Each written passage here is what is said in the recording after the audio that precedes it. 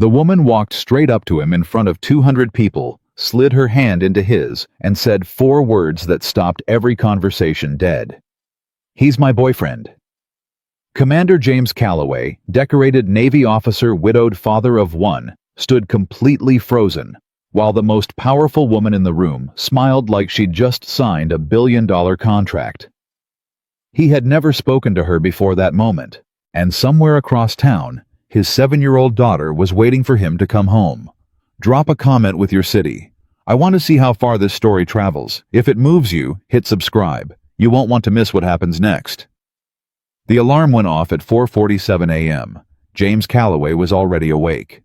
He had been awake since 3:15, lying on his back in the dark, listening to the ceiling fan click on every 3rd rotation, a sound he had promised himself a dozen times he would fix and never did, because fixing it meant having one less reason to lie there thinking.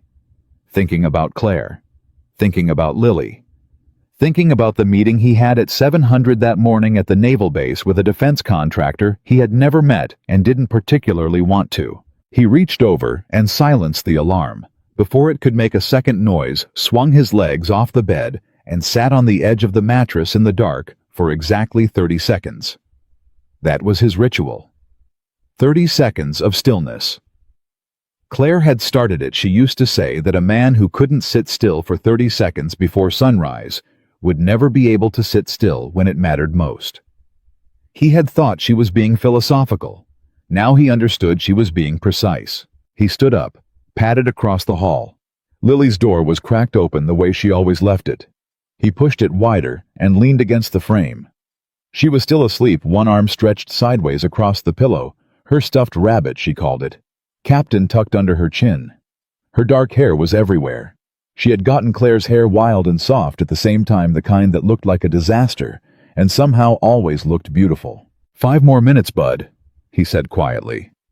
Not to wake her, just to hear his own voice say something kind before the day started.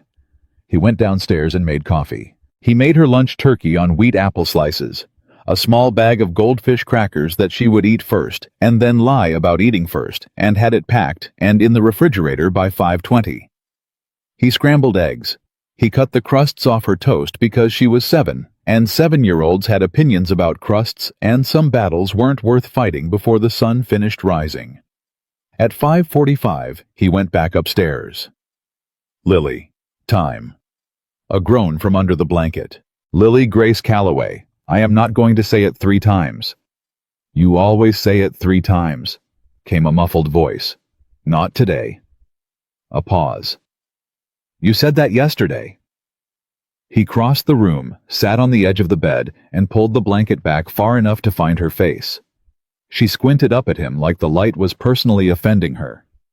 She had his jaw, and Claire's eyes, dark quick, always looking at something the rest of the room hadn't noticed yet. Hey, he said. Hey, she said back. How'd you sleep? I dreamed Captain could talk. What did he say? She considered this seriously. He said he was hungry, and also that you owe him an apology for sitting on him last week. That was an accident. He didn't feel like it was an accident. James almost smiled. Almost. Get up. Eggs are on the stove. She sat up slowly, blinking. Are you going to be home for dinner? The question landed the same way it always did, clean and quiet, and exactly like a punch to the chest. I don't know yet, bud. I'm going to try. That's what you said Monday. I know. And Tuesday. Lily. I'm not complaining, she said quickly. She looked down at Captain and straightened his ears. I'm just keeping track. He sat there for a second longer than he should have, watching her do that small, careful thing with the rabbit, that habit of straightening things. Organizing things the way kids do when the world around them feels too uncertain to control. 7 years old, and she was already learning how to manage her own disappointment. That did something to him that he was not going to name this early in the morning. Get up, he said again, and his voice came out softer than he intended. Eggs, 10 minutes. He dropped her at school at 7:10. She climbed out of the truck, hauled her backpack onto one shoulder, and then turned back before she closed the door. A reflex, she always turned back. "Dad?" "Yeah." "Mrs. Patterson said our class is doing a 4th of July project. We have to bring something that means something about our family for the thing on Friday." He looked at her. "What kind of something?" She said it could be like a picture or an object or something that tells a story. She said the story was the important part. Lily chewed the inside of her cheek the way she did when she was trying to say something complicated. "I was thinking about bringing Mom's flag." The flag. The one folded into its triangle sitting on the bookshelf in the living room. Claire's flag. He kept his hands loose on the steering wheel. "You want to talk about that tonight?" he asked. She nodded. "Okay, we'll talk about it tonight. Go learn something." She almost smiled, closed the door, walked toward the school entrance without looking back a second time, which meant she was okay, which meant he could breathe. He exhaled, put the truck in drive, and went to meet a woman who was about to burn his entire life to the ground and build something completely different in its place. He had heard of Vivian Carter, the way everyone in defense circles had heard of her in passing, in briefings in the particular tone that people used when they wanted to sound neutral but weren't. Carter Defense Technologies. Third largest private defense contractor on the East Coast. CEO is Carter's younger daughter. 34 years old, never married. Doesn't take meetings she doesn't call herself. That last part was the one everyone seemed most interested in repeating. James had not been particularly impressed. He had worked with contractors before. Some of them were sharp, some of them were not. What they all had in common was that they understood money better than they understood the people whose lives their contracts were supposed to protect. And he had learned a long time ago to say exactly what he needed to say in those meetings, and not one word more. He arrived at the base conference room at 6:58. She was already there. That was the first surprise.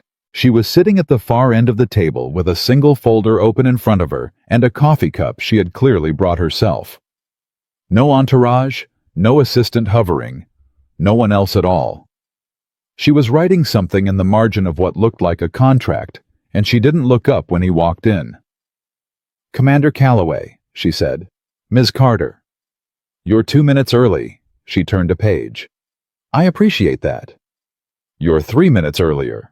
Now she looked up. She was sharper looking in person than the photographs in the briefing materials suggested. Not softer, not harder, but more defined, like the difference between a photo of a blade and an actual blade.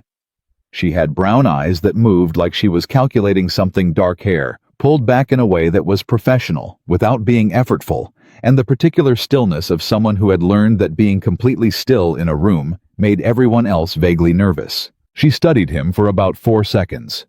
He didn't look away. "Sit down," she said. "I have a problem, and you've been recommended as someone who solves problems." "What kind of problem?"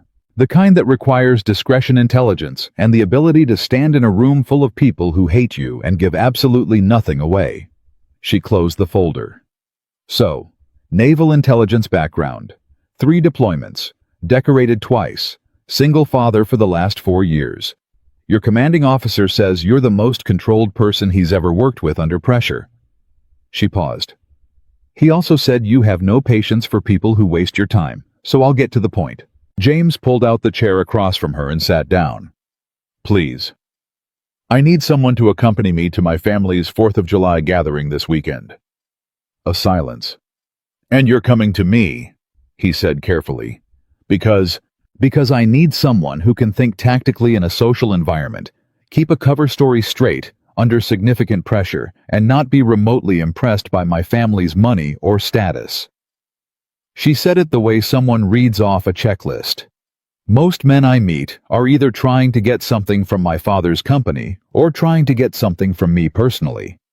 You, from everything I've read, are not particularly interested in either."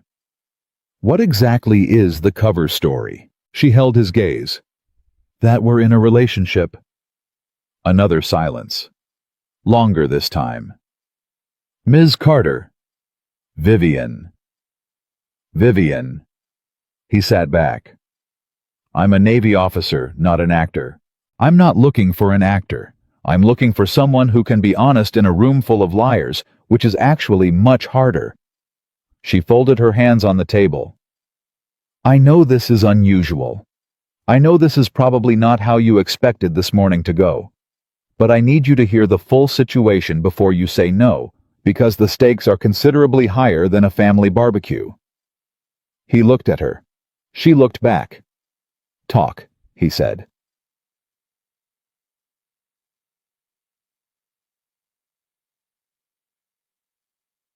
She talked for 40 minutes. By the end of it, he understood 3 things clearly. First, Vivian Carter was not asking for a favor. She was executing a plan, and she had chosen him the way she would choose any other asset, analytically, deliberately based on specific criteria she had identified and verified. That should have bothered him.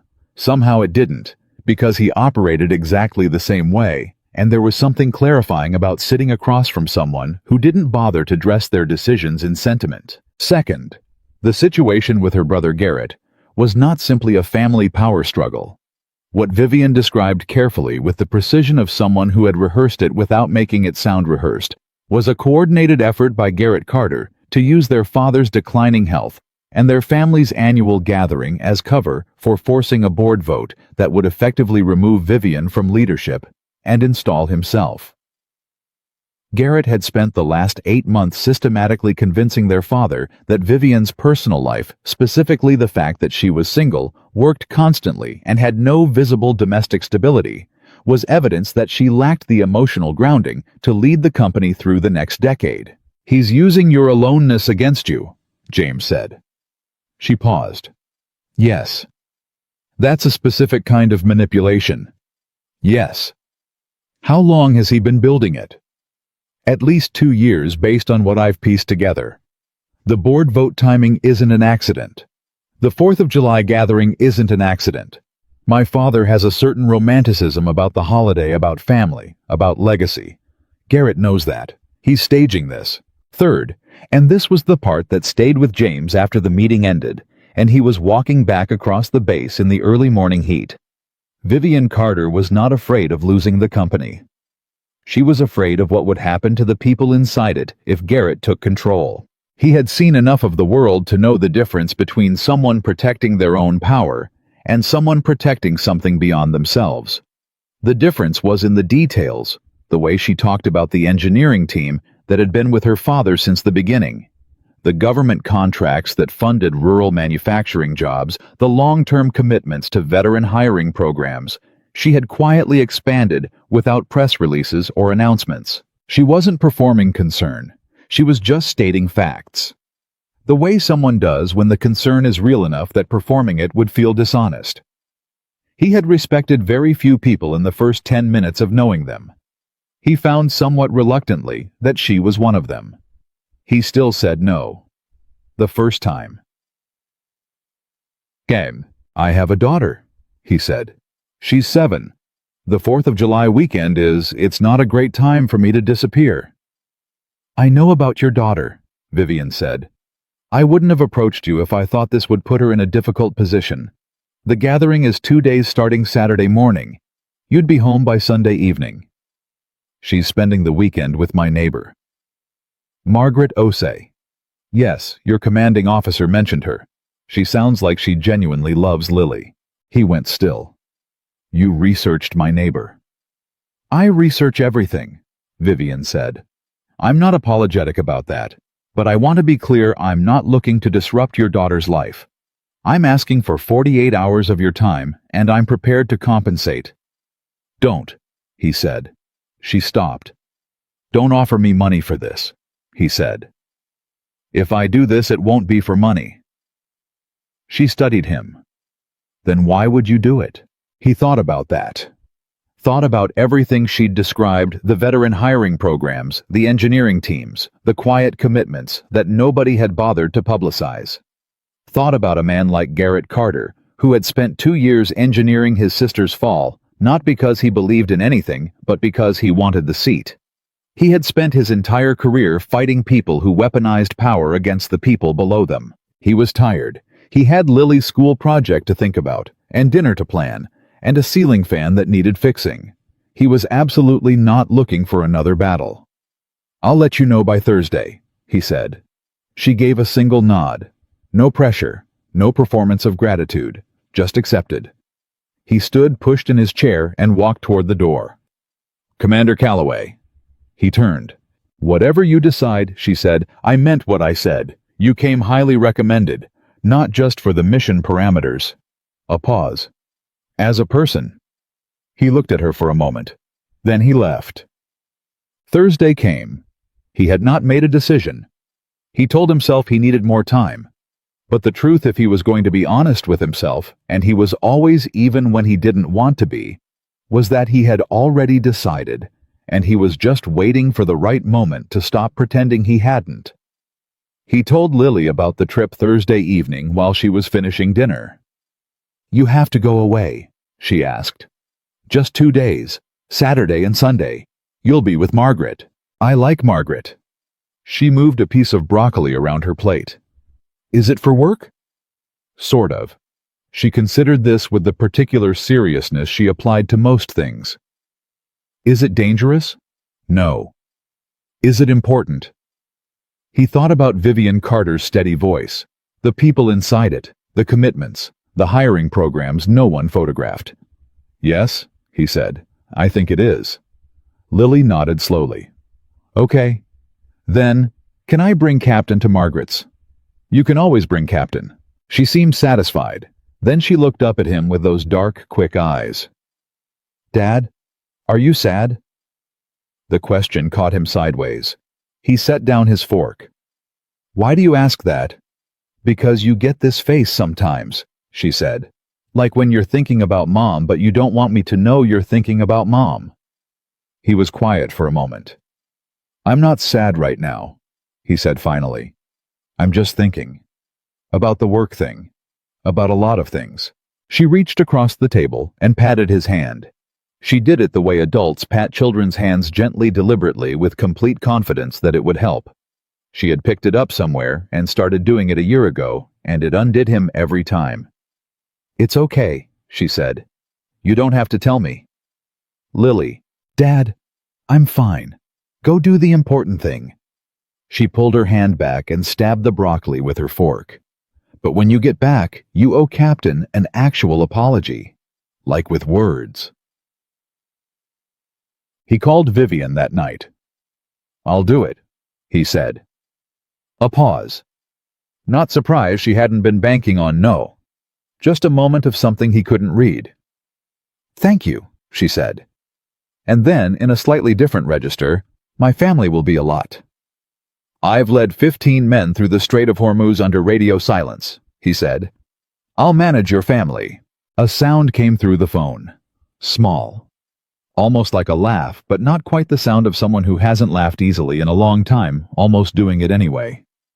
"I'll send you the briefing materials tomorrow," she said. "Good." "Commander?" "James," he said. Another pause. "James," she said. "Get some sleep."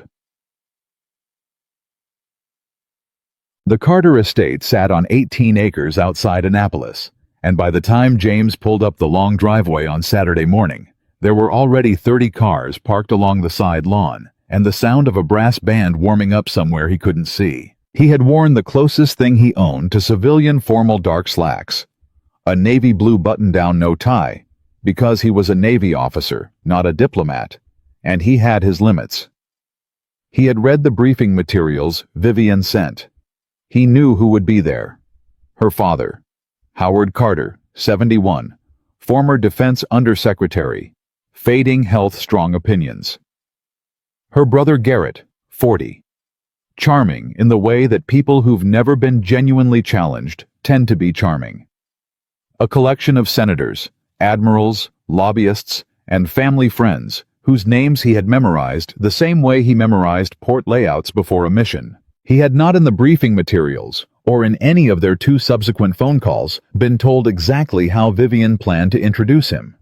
He would realize later that she hadn't told him on purpose. He got out of the car, walked toward the front entrance.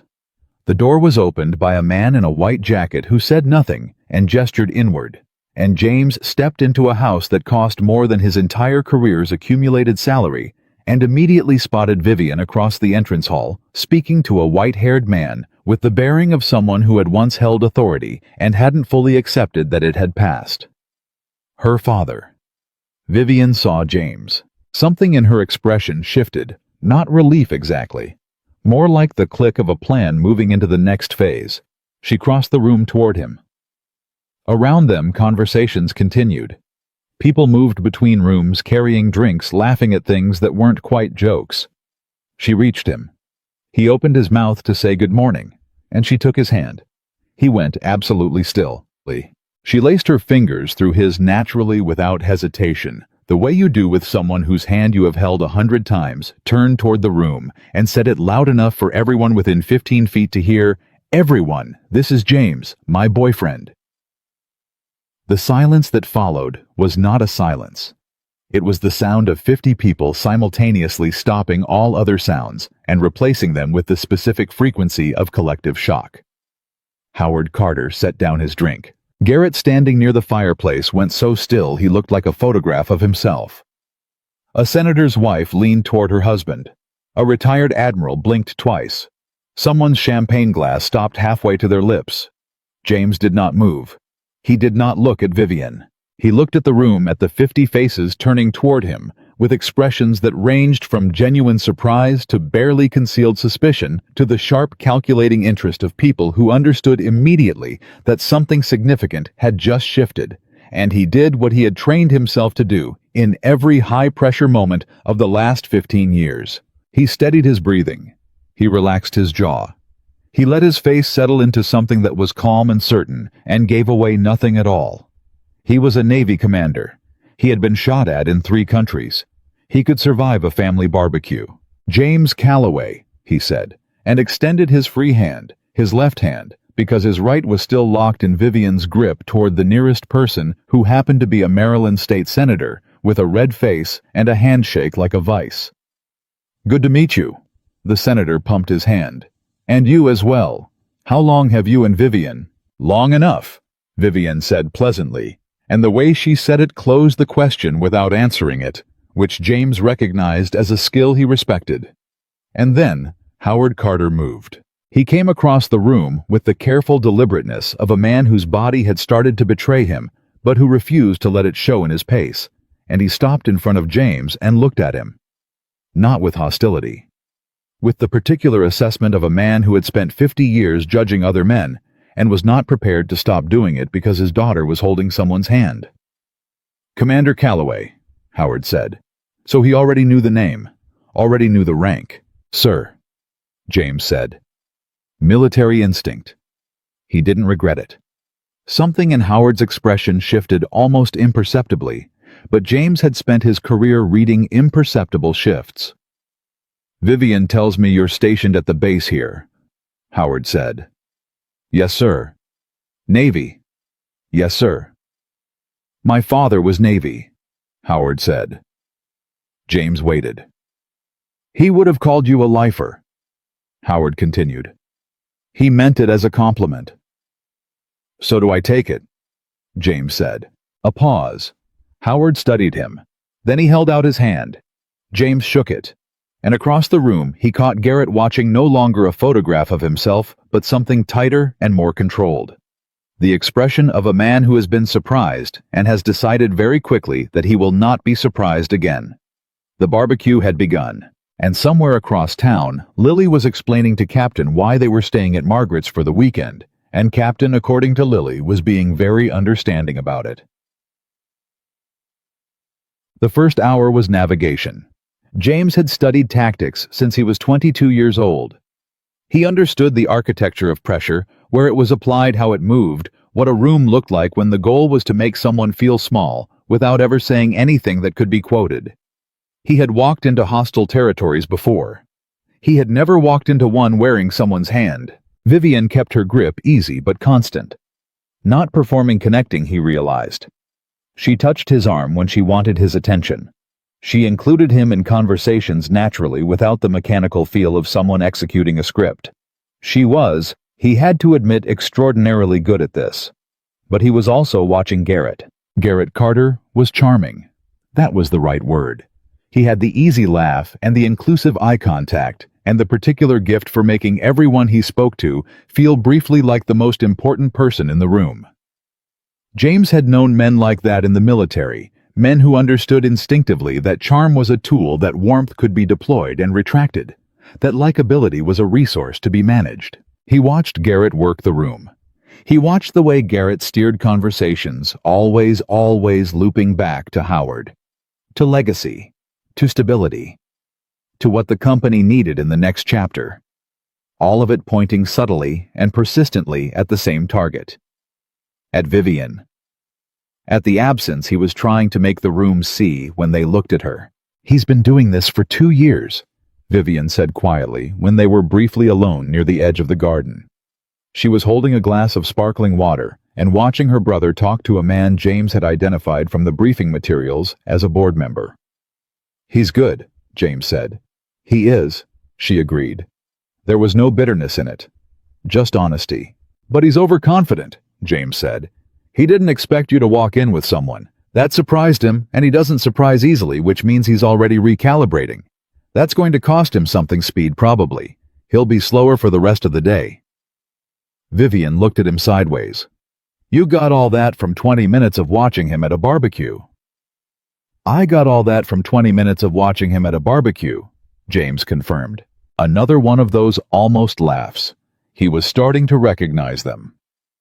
They were the sound of her deciding each time whether the moment was safe enough to let something real come through. "What do we do?" she asked. "We don't do anything dramatic," he said. "Not yet. We let the day move. We let your father form an opinion on his own." He looked at Howard across the lawn. The old man was watching them even from a distance, always watching. "He's testing me. That's fair. Let him. And if Garrett moves first, then we let him move first," James said. "And we watch what he moves toward." Vivian was quiet for a moment.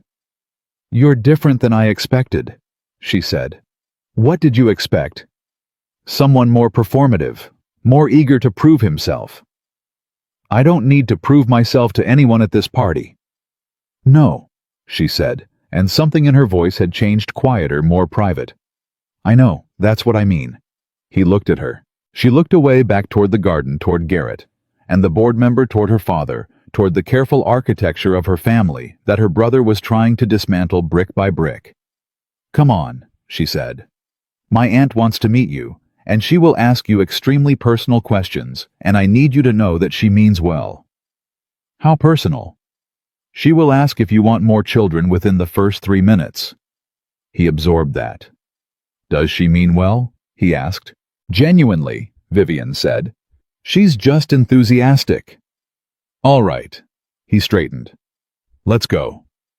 They walked back toward the house together, her hand finding his arm again. Easy and natural. And James Calloway. Single father, widower. Commander. Man, who had been awake since 3:15 this morning. Walked into a family he had never met, carrying a story that was not entirely true. Feeling, for reasons he could not have explained, that something about this day was going to change things. He didn't know which things yet. He didn't know how far the change would go. But he had learned a long time ago to trust the feeling. The brass band had started playing. The sun was climbing. And somewhere inside the house, Garrett Carter was recalibrating. James let go of nothing, gave away nothing, and waited. Vivian's aunt was named Dorothy, and she was 73 years old, wore a yellow dress that cost more than most people's rent, and had the energy of a woman who had decided sometime around her 50th birthday that social filters were for people with less interesting things to say. She took one look at James, grabbed both of his hands in hers, and said, "Oh, Vivian, finally." "Aunt Dorothy." "Don't Aunt Dorothy me. I've been watching you work yourself into an early grave for 6 years, and I've been saying to your father, I've been saying, Howard, that girl needs someone real. Not another man who's going to spend dinner talking about quarterly projections." She turned to James without releasing his hands. "You're not going to talk about quarterly projections at dinner, are you?"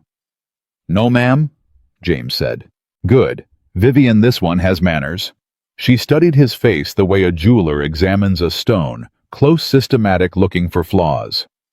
Military, Navy, Commander. My third husband was Air Force, Dorothy said, with the particular tone of someone who considers this information both relevant and not entirely complimentary to the Air Force.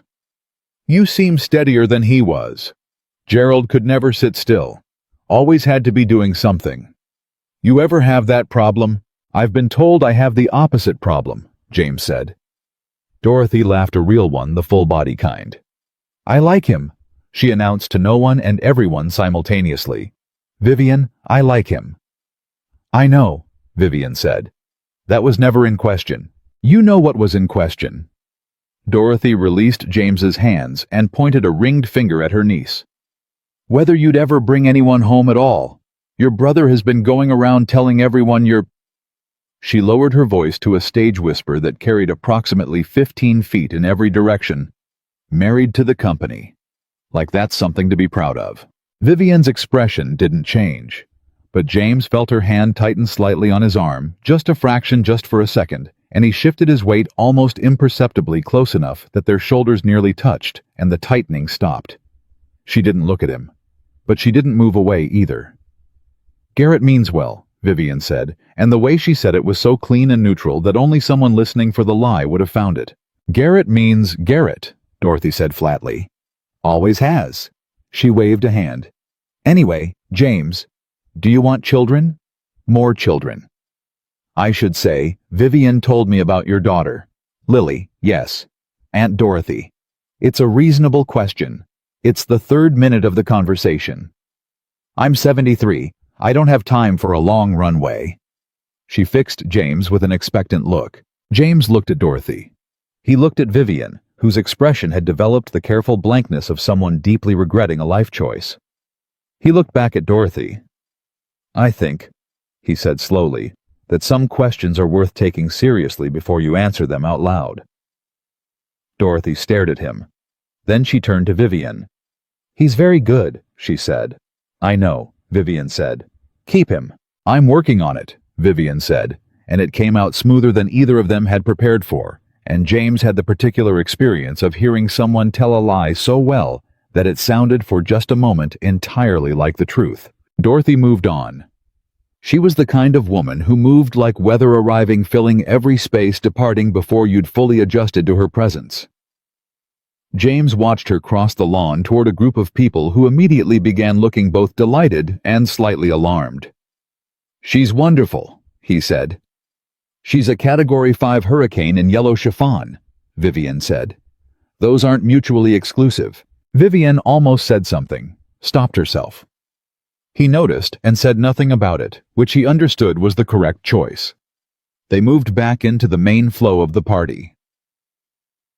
The afternoon had its own architecture, and James mapped it the way he mapped everything, identifying the pressure points, the sight lines, the places where a conversation could go wrong, and the places where it was designed to go wrong.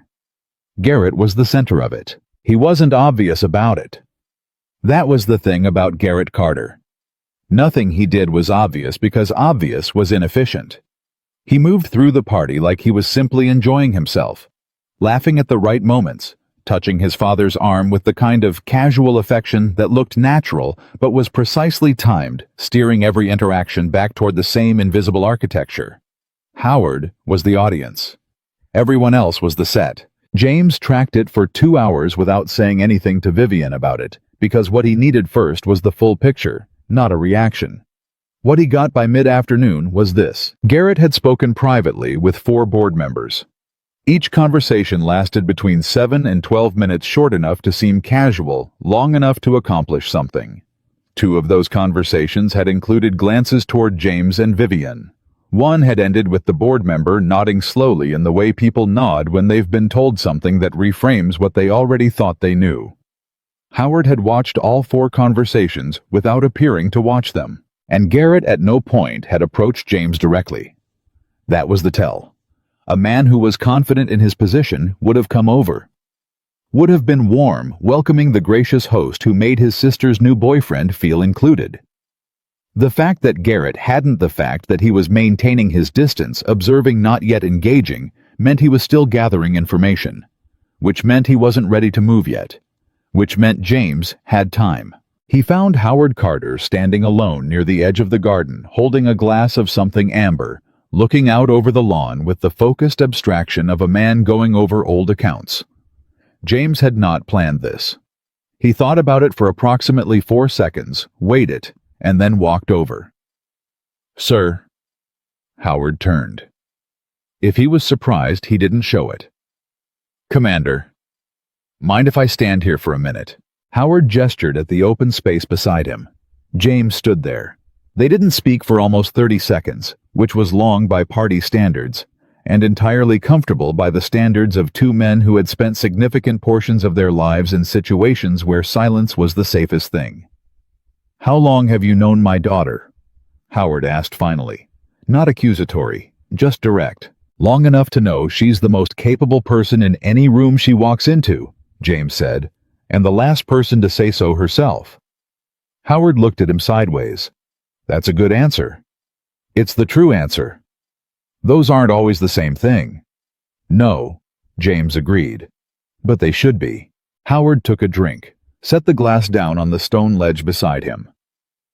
"She works too hard," he said, and there was something in it that was just a father, just a man who was worried about his daughter and didn't have a clean way to say it.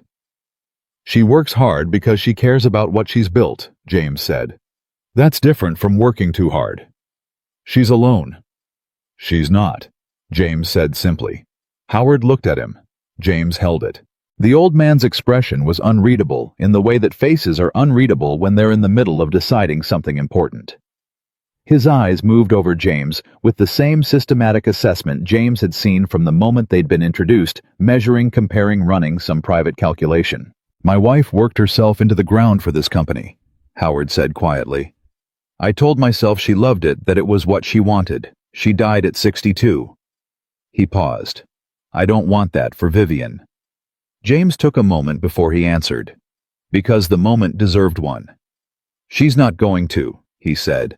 "She's smarter than that, and she has people around her who won't let it happen." Howard was quiet. "I'm one of them," James said.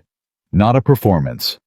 Just a statement of fact about a thing he had decided in that moment to make true. Howard picked up his glass. He took a long look at James. A final look, the kind you take when you're closing a ledger.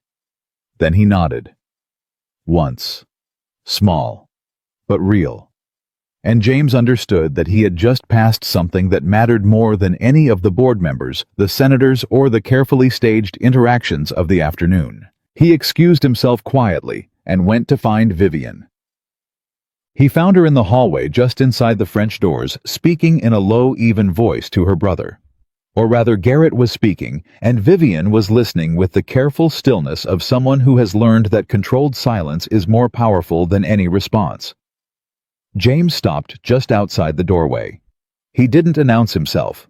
He listened, just trying to make sure you understand what Monday looks like, Garrett was saying. His voice was pleasant, conversational, like he was discussing a scheduling conflict. "Dad's already spoken to 3 of the board members.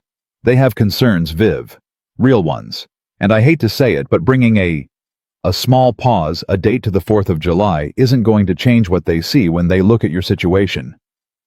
"My situation," Vivian said. "Your life. The way you live it." He sounded almost sorry about it. Almost. "You're brilliant, Viv, everyone knows that. But leadership isn't just competence. It's stability," she said. "Yes. Emotional grounding. Yes. A personal life that reassures the people writing the checks." Her voice was still even, still steady. But James, standing in the doorway, could hear the thin line of something underneath it. Not anger, not hurt, something more controlled than either. The sound of a person who has been managing their own reaction for so long, it has become physiological. "I know this isn't what you want to hear," Garrett said. "No," she agreed. "What I want to hear is why you've spent the last 2 years building this conversation instead of having it honestly." A silence. "I don't know what you mean," Garrett said. Yes, you do, she said quietly. You know exactly what I mean, Garrett. But this isn't the right place for it, and you know that too. James stepped through the doorway. Garrett saw him immediately. His expression reset faster than most people could manage, but not faster than James, who watched the specific muscle movement around his eyes that happened when someone recalibrates their face intentionally. James, Garrett said, and extended a hand. His grip was firm and dry, and held exactly 1 beat too long. I was wondering when we'd get a chance to talk. I've been wondering the same thing, James said pleasantly. Something flickered in Garrett's eyes. I hear you're stationed at the base here. Naval Command? That's right. My father respects that. He respects military service. A beat. How long have you and Vivian been? Long enough, James said, and the echo of Vivian's earlier phrase was entirely deliberate, and from the tiny shift in Garrett's posture he registered it. Of course. Garrett smiled. Well, we'll have more time to get acquainted at dinner. I want to hear about your work. He looked between them, one of those looks that seemed inclusive and was designed to isolate. I'll let you two get back to the party. He moved past them, unhurried, still smiling, and James watched him go. He's going to make a move tonight, James said quietly, once Garrett was beyond hearing. Vivian exhaled. What makes you say that? He's ahead of schedule, which means he's nervous, and nervous people accelerate. James watched Garrett rejoin the party, slip immediately into conversation with two people James hadn't fully assessed yet. Who's he talking to? Vivian looked. Her jaw tightened slightly. Richard Falk. He controls 2 board seats, and the woman next to him is his wife Karen. She has her father's proxy vote. A pause. That's effectively 3 votes. How many does Garrett need to move the board?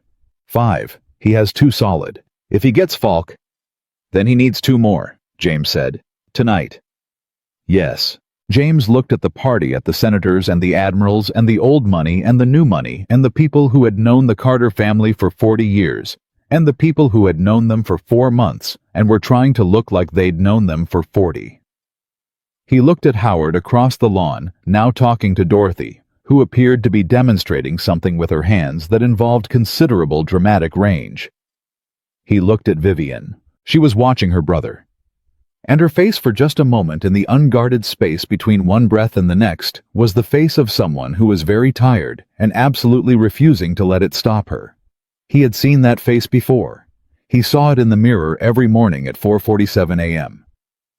I need to make a phone call, he said. She looked at him. To who? My daughter. He checked his watch. She'll be having dinner at Margaret's. I promised I'd check in. Something shifted in Vivian's expression. Small, private. She looked away quickly. Of course, I'll... Come with me, he said. She blinked. What? Come with me, he said again. I call her every evening. It's not a long call, but I'd like you to... He paused. The honest reason and the tactical reason were the same reason for once, which made it easier to say. She knows I'm working this weekend. I'd like her to hear that I'm okay. And I think it would be good for her to hear another voice. Vivian stared at him for a moment. James, I don't want to intrude on... You're not intruding, he said. I'm asking.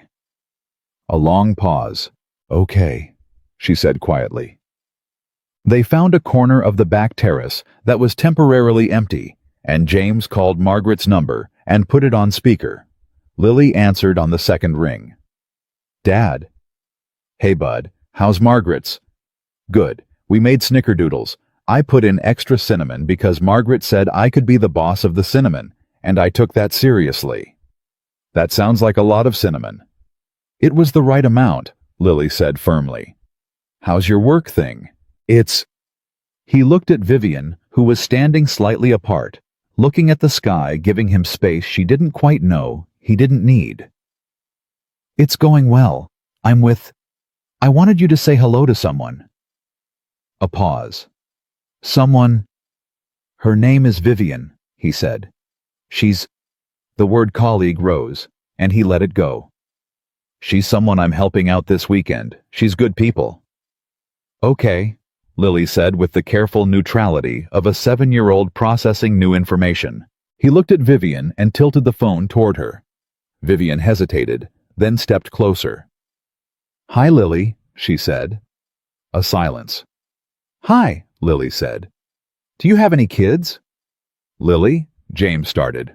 It's a reasonable question, Lily said with an intonation that was clearly borrowed from somewhere, and James realized with a jolt that it was Dorothy's intonation, except that Lily had no way of knowing that, which meant she had arrived at the same phrasing independently, which said something he wasn't going to examine right now. Vivian made a sound, something genuine, almost startled. No, she said. I don't. Do you like kids? Yes, I think so. My dad's good with kids, Lily said. He's good with most things, actually. He's not that good at fixing stuff around the house, but he's good at the important stuff. Lily, James said. It's true, she said unapologetically. Vivian is my dad being helpful. Vivian looked at James. Her expression was something he had not seen on her face before, open, surprised, almost undefended. Yes, she said. He really is. Good. Lily seemed satisfied. Tell him to come home safe. I will, Vivian said softly. And tell Captain High if you meet him. He's a rabbit. He's staying with me. He has opinions. I'll look forward to meeting him, Vivian said, and her voice had something in it that James could not name, a warmth that was real and slightly raw, the kind that comes out when someone is caught off guard by something they didn't expect to feel. He took the phone back. Okay, bud. Be good for Margaret. I love you. I love you too, Lily said. Bye, Vivian. Bye, Lily, Vivian said.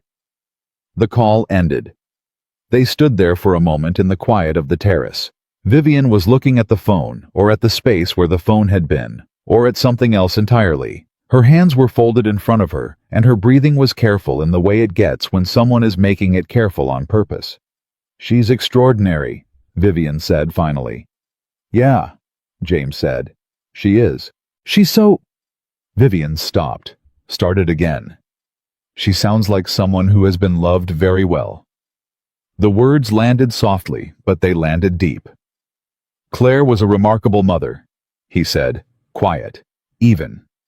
Lily carries that. Vivian nodded. She didn't ask more. She understood he thought the difference between a door that's open and a door that you just acknowledge is there. Thank you, she said, for letting me hear her. Thank you, he said, and he meant it for reasons he didn't fully have words for yet. She straightened. The open look closed back into competence, not falsely, not as armor, just as the thing she wore when there was work to do. We should go back in. Dinner's in an hour. Yes, he said. They went back to the party. Dinner was inside at a long table that seated 32 and had clearly been arranged to put specific people next to specific people in ways that were not accidental.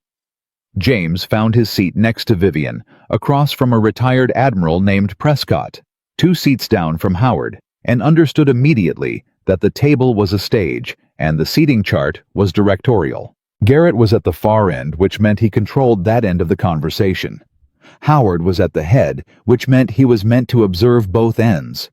And James was in the middle, which meant he considered this, that he was meant to be looked at, assessed, evaluated by people on all sides.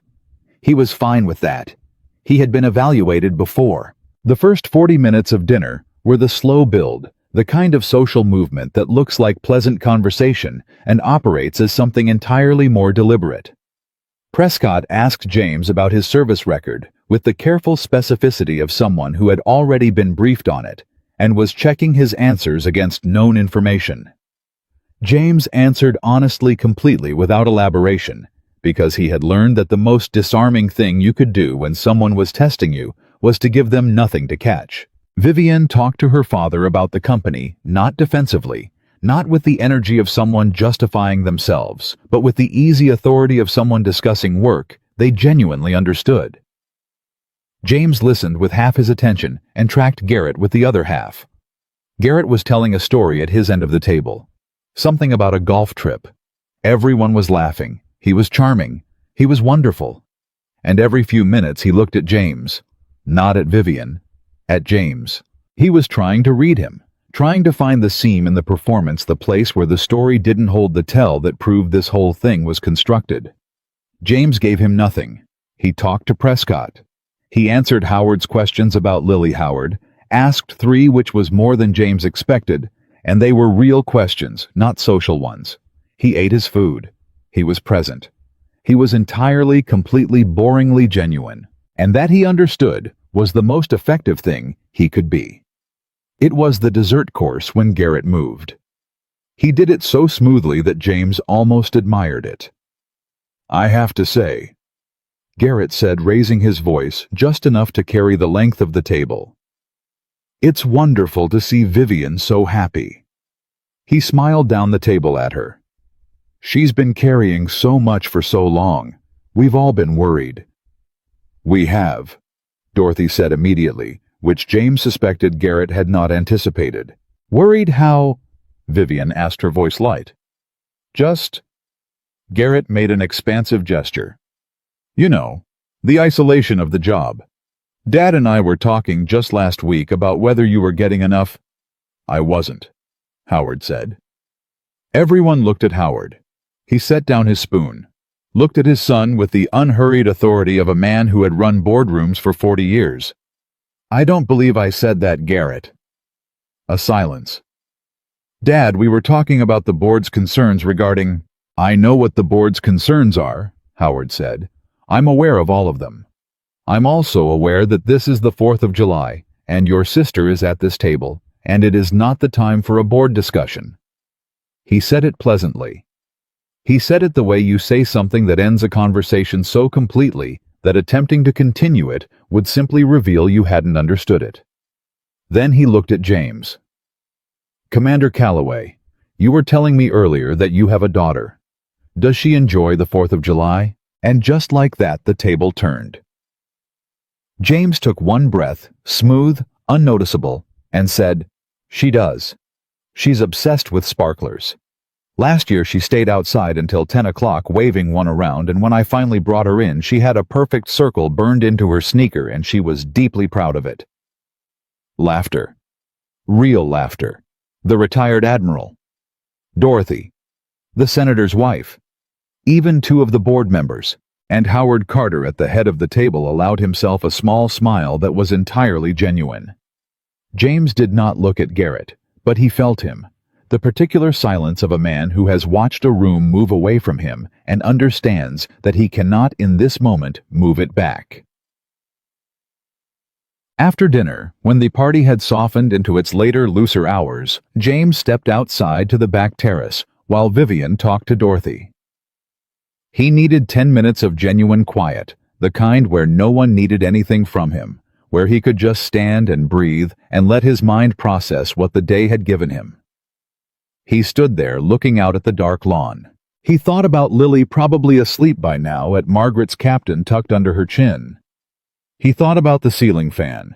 He thought about Claire's flag on the bookshelf, and Lily wanting to bring it to school, and the way his daughter had said the important stuff on the phone with such casual certainty, as if it were simply a known fact about him that she had no doubt about at all. He's good with the important stuff. He had not felt like that in a long time. Not bad at it, he had never felt bad at it. But certain about it, clear about it, the way you feel when someone says the true thing out loud and it reaches you before you can decide how to react to it. "You're thinking hard," Vivian said. He turned. She had come out quietly holding 2 glasses of water, and she handed him one. "Thank you." "You don't have to tell me what about." "I know." She stood beside him. They looked at the lawn. Somewhere in the distance, someone had started early fireworks, illegal probably, and entirely predictable for the 4th of July, and you could hear the low percussion of them far off, irregular.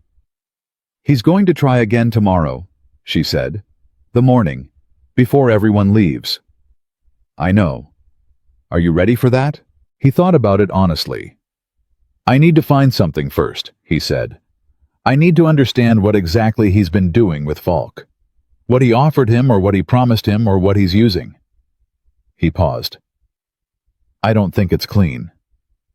Vivian turned to look at him. What do you mean?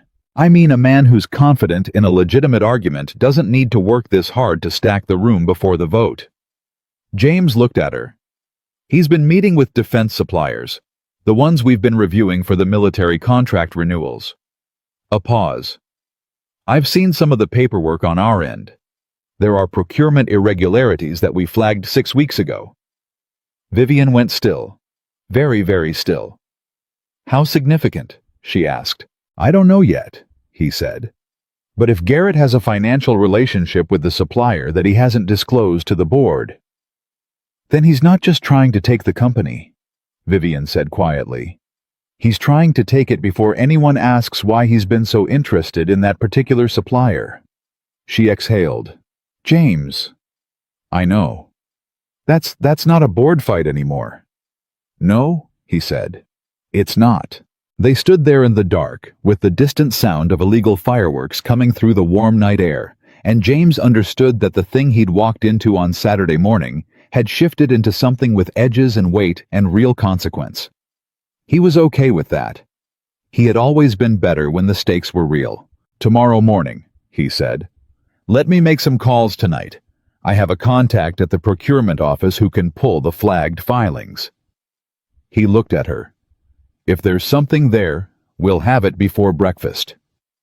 Vivian looked at him, and for a moment the competent CEO and the exhausted daughter and the woman who had almost laughed 3 times today were all visible at once, layered over each other, no one version fully in front. Why are you doing this? She asked. Not challenging, genuinely asking. He thought about the honest answer. Found it. Because it's right, he said. And because your brother is exactly the kind of man I've been fighting my whole career, just in different clothes. She held his gaze for a long time. Then she looked back at the lawn and the distant fireworks and the long dark stretch of a holiday that had become something neither of them had planned. Get some sleep, she said finally. Tomorrow's going to be hard. I know, he said. James. Her voice was quiet now and careful, and said something his name didn't say. Thank you. For today. For all of it. He nodded. Once. And they stood there a moment longer in the warm dark, 2 people at the edge of something that had begun as a plan and was quietly, steadily becoming something else. Something neither of them had a name for yet, and neither of them was ready to name. The fireworks continued. Small and distant and entirely undeterred by the lateness of the hour. The morning would come, and when it did, James Calloway would be ready. He made the calls at midnight. Vivian had given him a guest room at the end of the east hallway, quiet, removed from the main house, the kind of room that had clearly been decorated by someone with excellent taste and no personal attachment to it. He sat on the edge of the bed in the dark with his phone and called a man named Carl Deering. Carl Deering was a GS-14 procurement analyst at the Department of Defense, who had served 2 years under James's command in Bahrain, and who owed him by both their counts something in the neighborhood of 4 significant favors. Carl answered on the 3rd ring, which meant he was awake, which meant James was not the only one who had noticed the irregularities. I was wondering when you'd call, Carl said. You've been looking at the Vantage Group filings, James said. Not a question. Flagged them 6 weeks ago. Sent the report up the chain. Haven't heard a word back, which tells you something. Tell me what you have. Carl told him. It took 22 minutes, and by the end of it, James was standing at the window very still, the way he got when something large and clear-edged came into focus. Vantage Defense Supply Group had received 3 contract modifications in the past 14 months. Modifications that redirected approximately $47 million in component procurement away from the original certified vendors and toward Vantage's subsidiary network. The modifications had been approved through a secondary authorization channel that bypassed the standard oversight committee. and the authorization signatures on 2 of the 3 modifications traced back to a consulting agreement between Vantage's parent company and a private equity vehicle called Crest Bridge Holdings. Crest Bridge Holdings had been incorporated in Delaware 14 months ago. Its sole registered agent was a law firm in Baltimore. Its beneficial owner had not been publicly disclosed. "Can you get me the beneficial owner?" James asked. "Already tried," Carl said. "It's layered, shell inside a shell."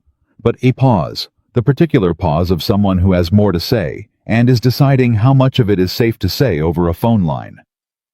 "I pulled Vantage's executive hospitality records, the ones they're required to disclose for federal contractor compliance. There are 4 entries in the last 18 months for meetings at a private club in Georgetown. High-end. The kind of place that doesn't put its name on a business card. And the guest listed on all 4 entries is a G. Carter." Another pause. "Initial only. Could be anyone." "Could be," James said. "Except the dates line up with Carter Defense Technologies board planning cycles, specifically the cycles in Q4 of last year and Q1 of this year." Carl's voice was level, professional. "I'm not making an accusation, James. I'm giving you a pattern." "The pattern is enough," James said. "Can you send me the filings? The hospitality records? I can send you what's public record. The rest, the public record is enough. Send it to my secure email." A silence on the line. "James, what are you doing?" "Making sure the right person is in the right seat," James said. "Nothing more than that." Carl exhaled. "Watch yourself." "Always do." He hung up, stood at the window for another few minutes. The house was quiet around him, the particular quiet of a large house in the deep hours when even its systems seemed to hold their breath. He thought about what he had. It wasn't a smoking gun, not yet.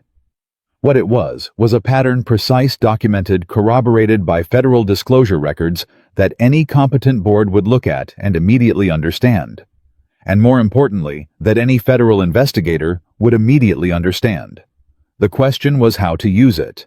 He thought about the morning, about Garrett at the breakfast table moving toward the final piece of his play, about Howard Carter, who had nodded once that afternoon, small reel closing a ledger, about Vivian, standing on the terrace in the dark, every version of herself visible at once. He sat back down on the edge of the bed. He didn't sleep for a long time. When he did, he was still thinking about the pattern. The house began moving at 7. James was already dressed and in the hallway at 6:40, which meant he heard the staff arriving in the kitchen, heard the coffee equipment starting, heard the particular series of sounds that a large house makes when it is preparing itself to be occupied again. He had slept 4 hours, not enough for most people, more than enough for him.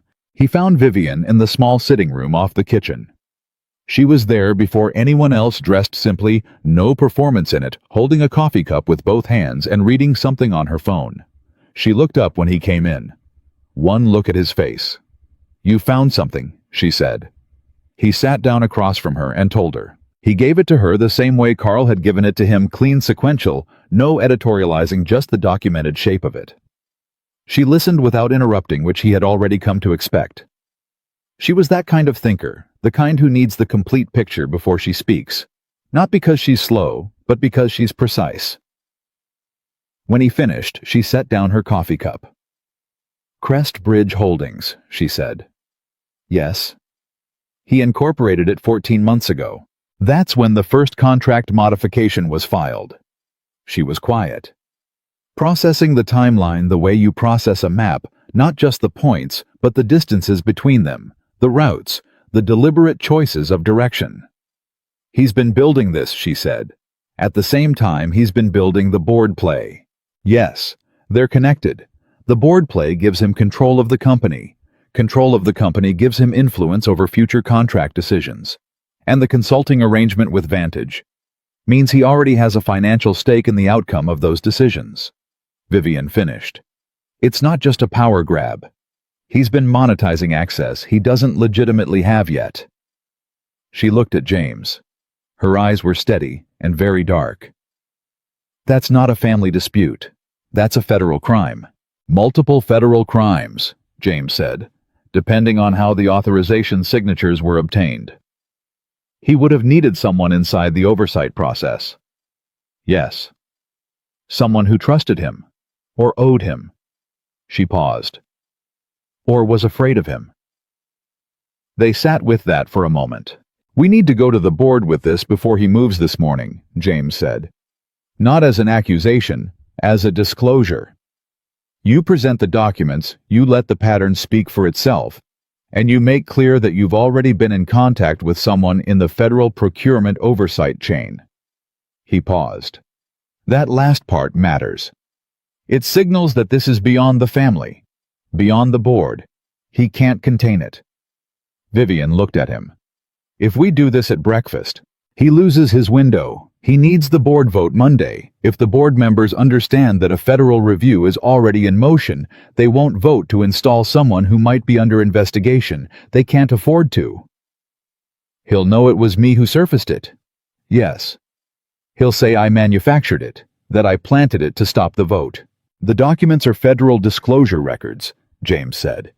They predate this weekend. They predate you knowing I was going to make those calls. The timeline is clean. He held her gaze. He can say whatever he wants. The paper is the paper. She breathed in. Out. My father, she said. This is going to... She stopped.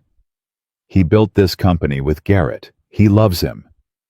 I know. This is going to break something in him. I know that too. James leaned forward, elbows on his knees, voice level. But the alternative is letting it break differently, slower, worse, with the company compromised and federal investigators arriving 6 months from now without any warning and without anyone in the family having had the chance to respond first. He paused. Your father is a harder man than you're giving him credit for. He built something real. He can handle a real conversation about what's been done to it. Vivienne looked at him for a long time. You're certain, she said. I'm certain about the documents, he said. I'm certain about the pattern.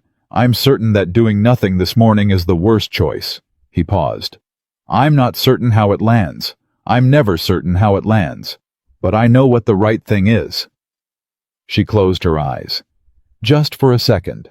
When she opened them, something had settled in her face. Not peace, not relief, but the particular clarity of a decision made. Okay, she said. Okay. Walk me through the breakfast, she said. How does this go? Mianqing. Breakfast was at 8:30.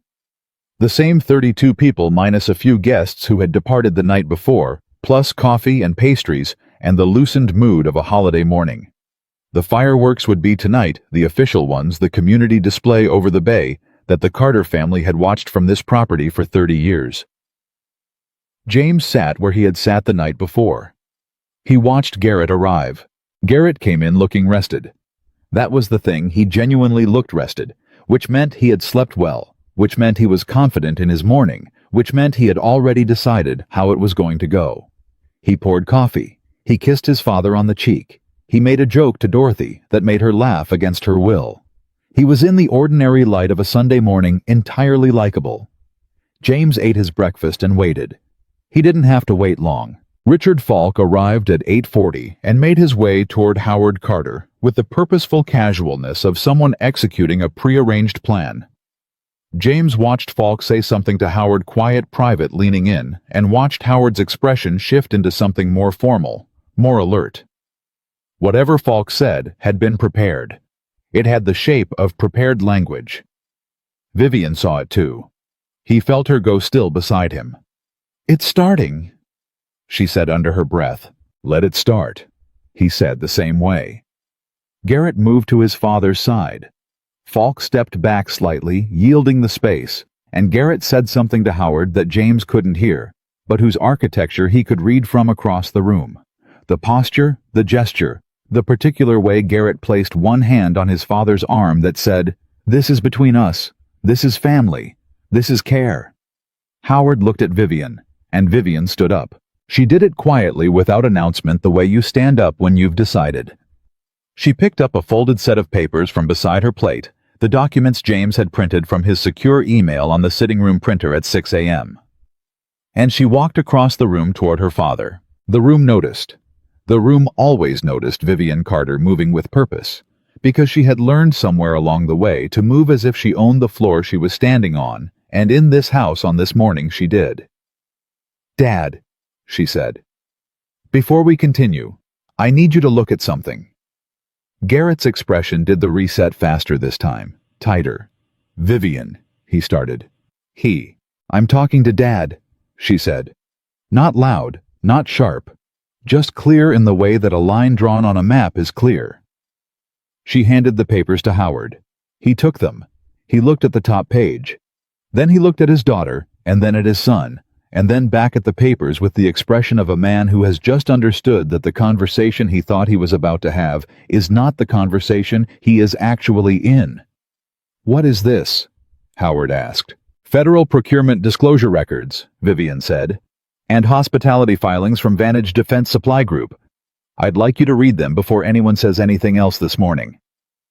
"Vivian," Garrett said, and now his voice had an edge in it, still controlled, still within the register of reasonable, but with something underneath it that James recognized as the sound of a plan encountering unexpected resistance.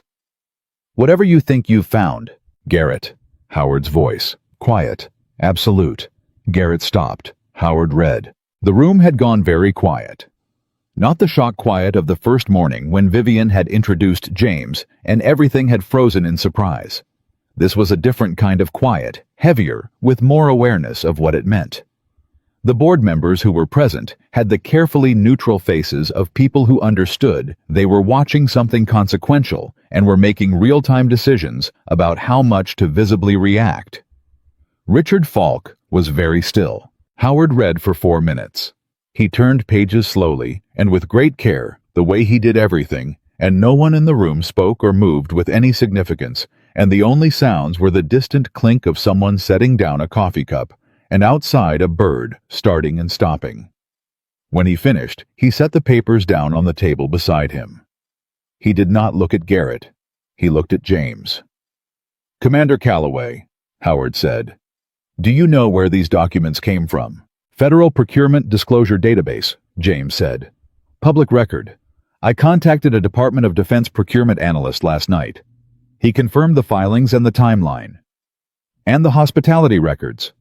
Also public record. Required disclosure for federal contractors."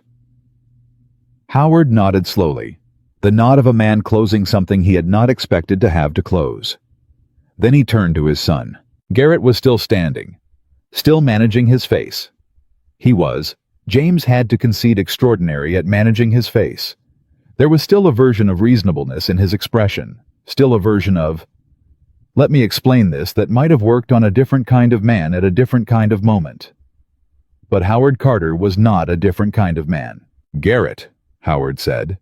His voice had no anger in it, no betrayal, no accusation, just the particular flatness of a man who has arrived at the end of something. "I'm going to ask you once, and I want you to understand that I am asking you as your father, not as anyone else. Do you have a financial interest in Vantage Defense Supply Group or any of its subsidiaries?" The room held. Garrett looked at his father. He looked at Vivian. He looked at the papers in Howard's hands. He made the calculation James could see him making. It could see the moment he assessed the room and understood that the calculation did not come out in his favor.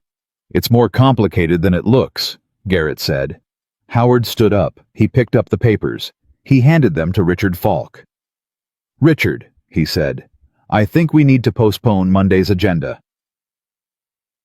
What happened next took 3 hours and was in its own way as precise as anything James had planned. Falk read the documents. He passed them to the other board members present.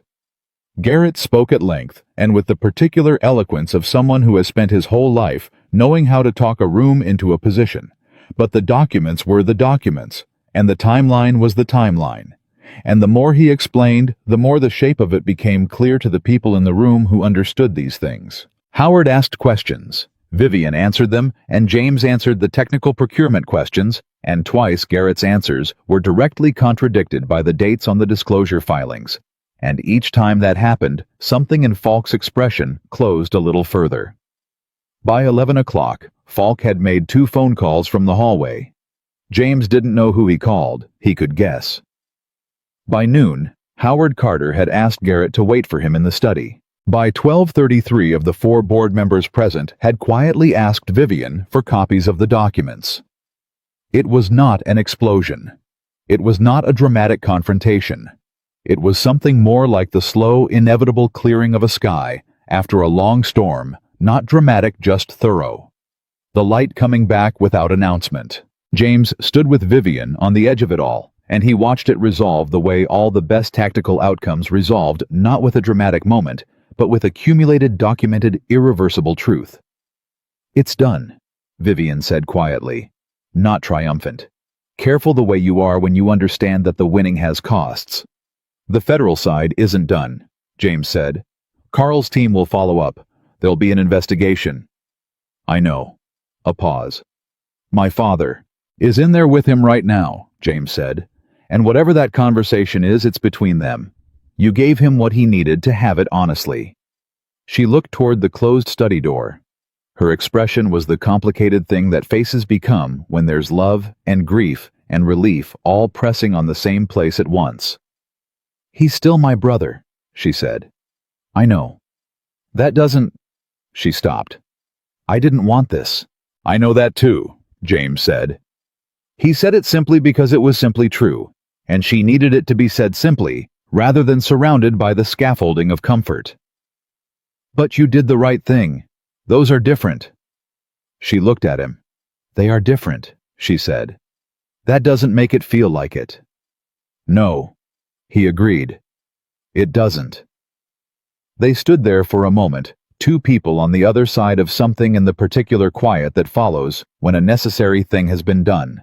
Dorothy appeared from somewhere and put her arms around Vivian without saying a word, which was, James thought, the most remarkable thing Dorothy had done all weekend, and it was remarkably right. He stepped back to give them space. He went and found coffee. He sat in the small sitting room where he and Vivian had talked at 6:40 that morning, and he sat with his coffee and he thought about Lily waking up at Margaret's, probably demanding snickerdoodle breakfast, and narrating the opinions of a stuffed rabbit. He was tired. Not the operational kind of tired, where you push through and the adrenaline covers it. The other kind. The kind that reaches bone level. The kind that comes after you have spent 24 hours being precisely, completely, fully yourself in a context that demanded everything you had. He didn't mind it. He had felt it before, after long deployments, after difficult missions, after the years, right after Claire died, when every single day felt like a complete operation in itself. He knew this kind of tired. It was the kind that eventually became rest. His phone buzzed. "A text from Lily Margaret says I can have leftover snickerdoodles for lunch if I eat something real first. What counts as real?" He typed back. "Something that wasn't baked in the last 12 hours. 3 seconds. That seems unfair, but okay. Are you coming home tonight?" He looked around the sitting room, looked at the closed study door down the hall, looked at where Vivian was still standing with Dorothy's hand on her back, both of them quiet. "Yes," he typed. "I'll be home for dinner." "Okay. Captain says drive safe. Tell Captain I will." He put the phone in his pocket. He sat with his coffee. And then Howard Carter walked out of the study. He walked past the sitting room, stopped when he saw James.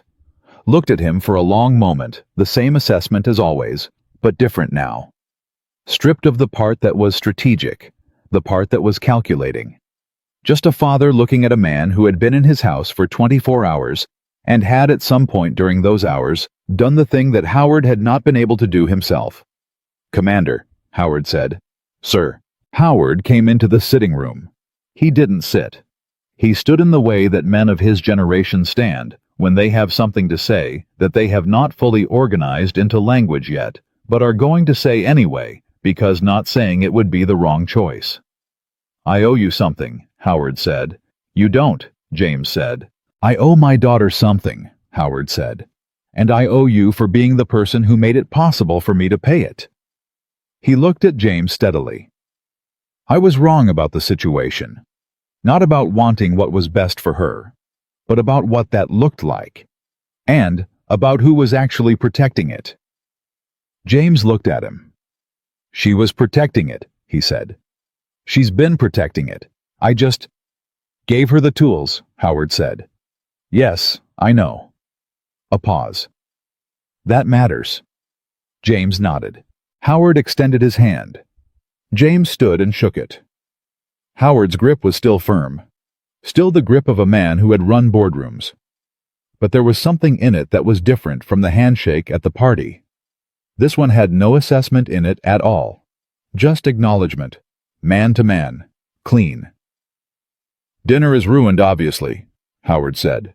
"But Dorothy is already reorganizing the kitchen, and I suspect no one is leaving until she decides they can." He paused. "Stay, please." James thought about Lily, about the text, about home for dinner.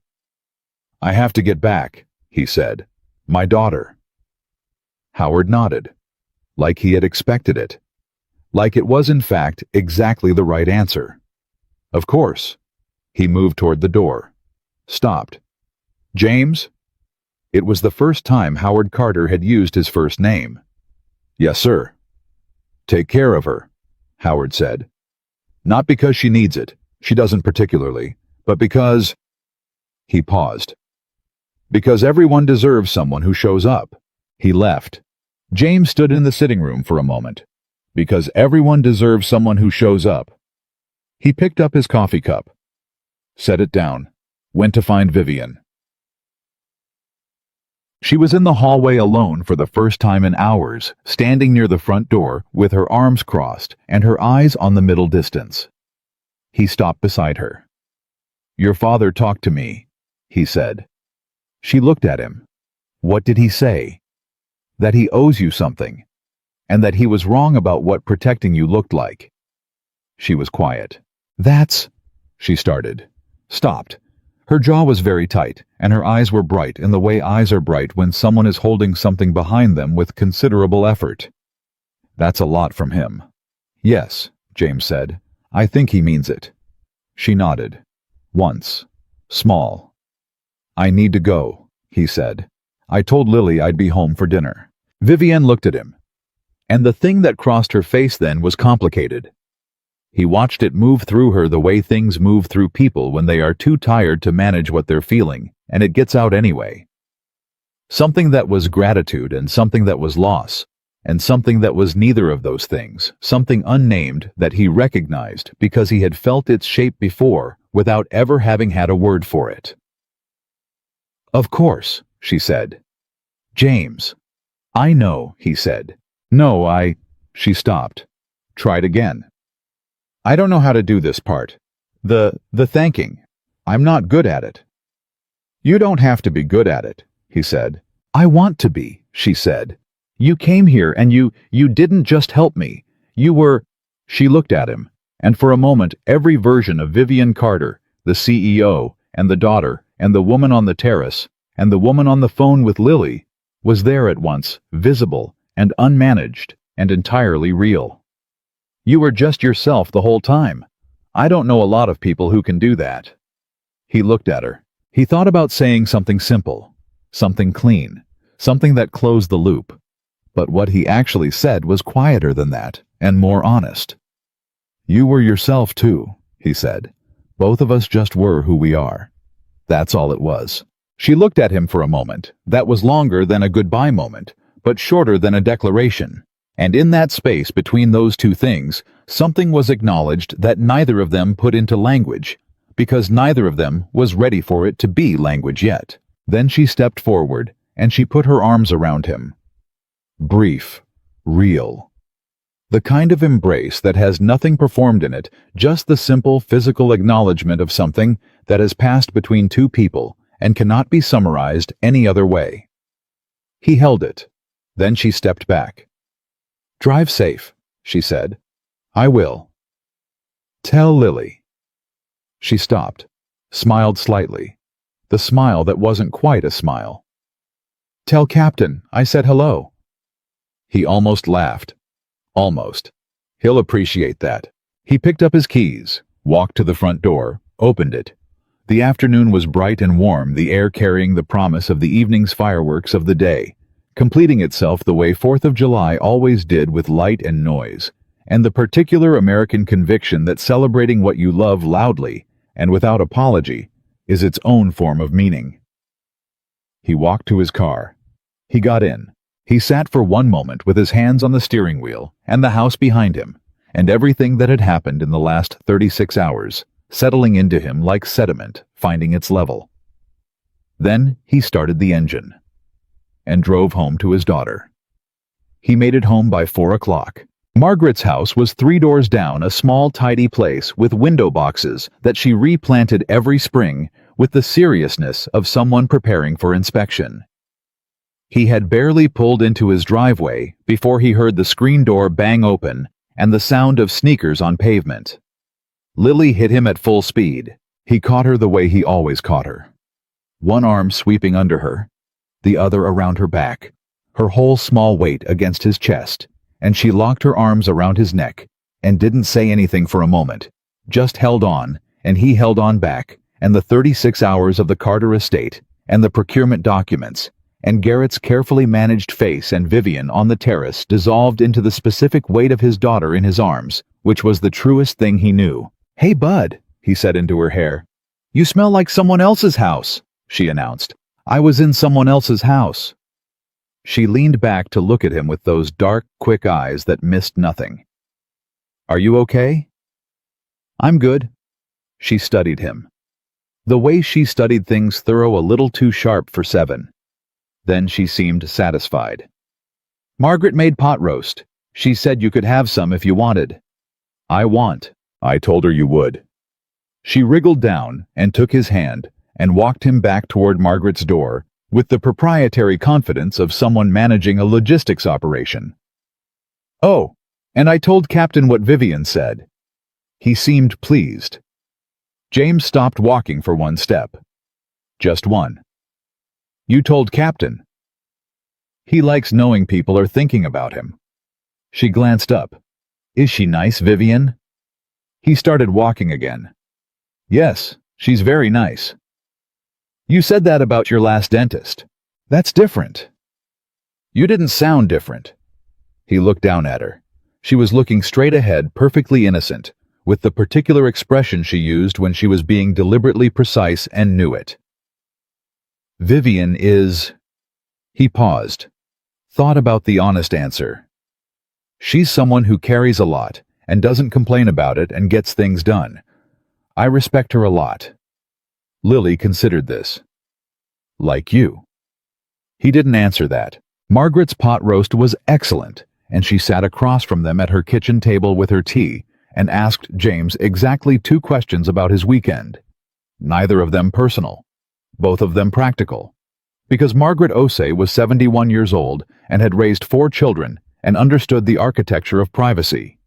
And then she let the conversation go where Lily took it, which was immediately to the snickerdoodle situation, and then to a detailed account of the movie they had watched the previous evening, and then to a question about whether fireworks hurt the ears of rabbits, which was asked on behalf of Captain. "Captain doesn't have ears that work," James said.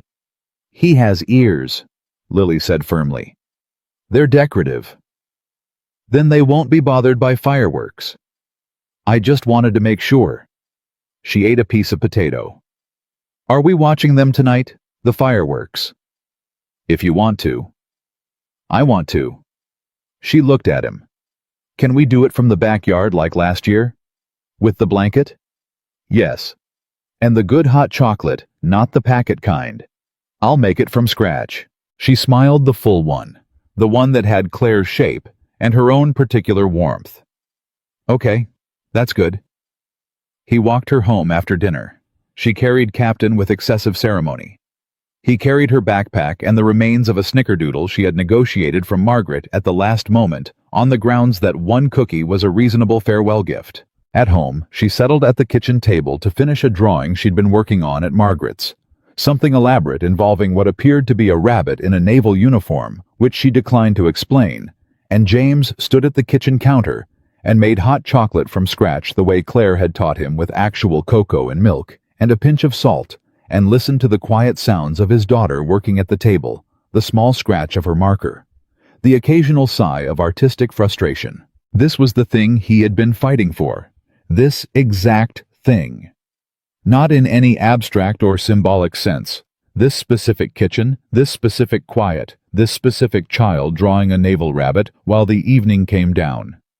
He put the hot chocolate in 2 mugs and brought them to the table. Lily looked up, covered her drawing with her arm. "Not finished yet."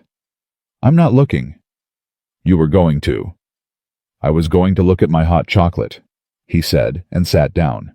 She watched him with deep suspicion, then uncovered one corner of the drawing. He did not look. She seemed reluctantly satisfied. They drank their hot chocolate.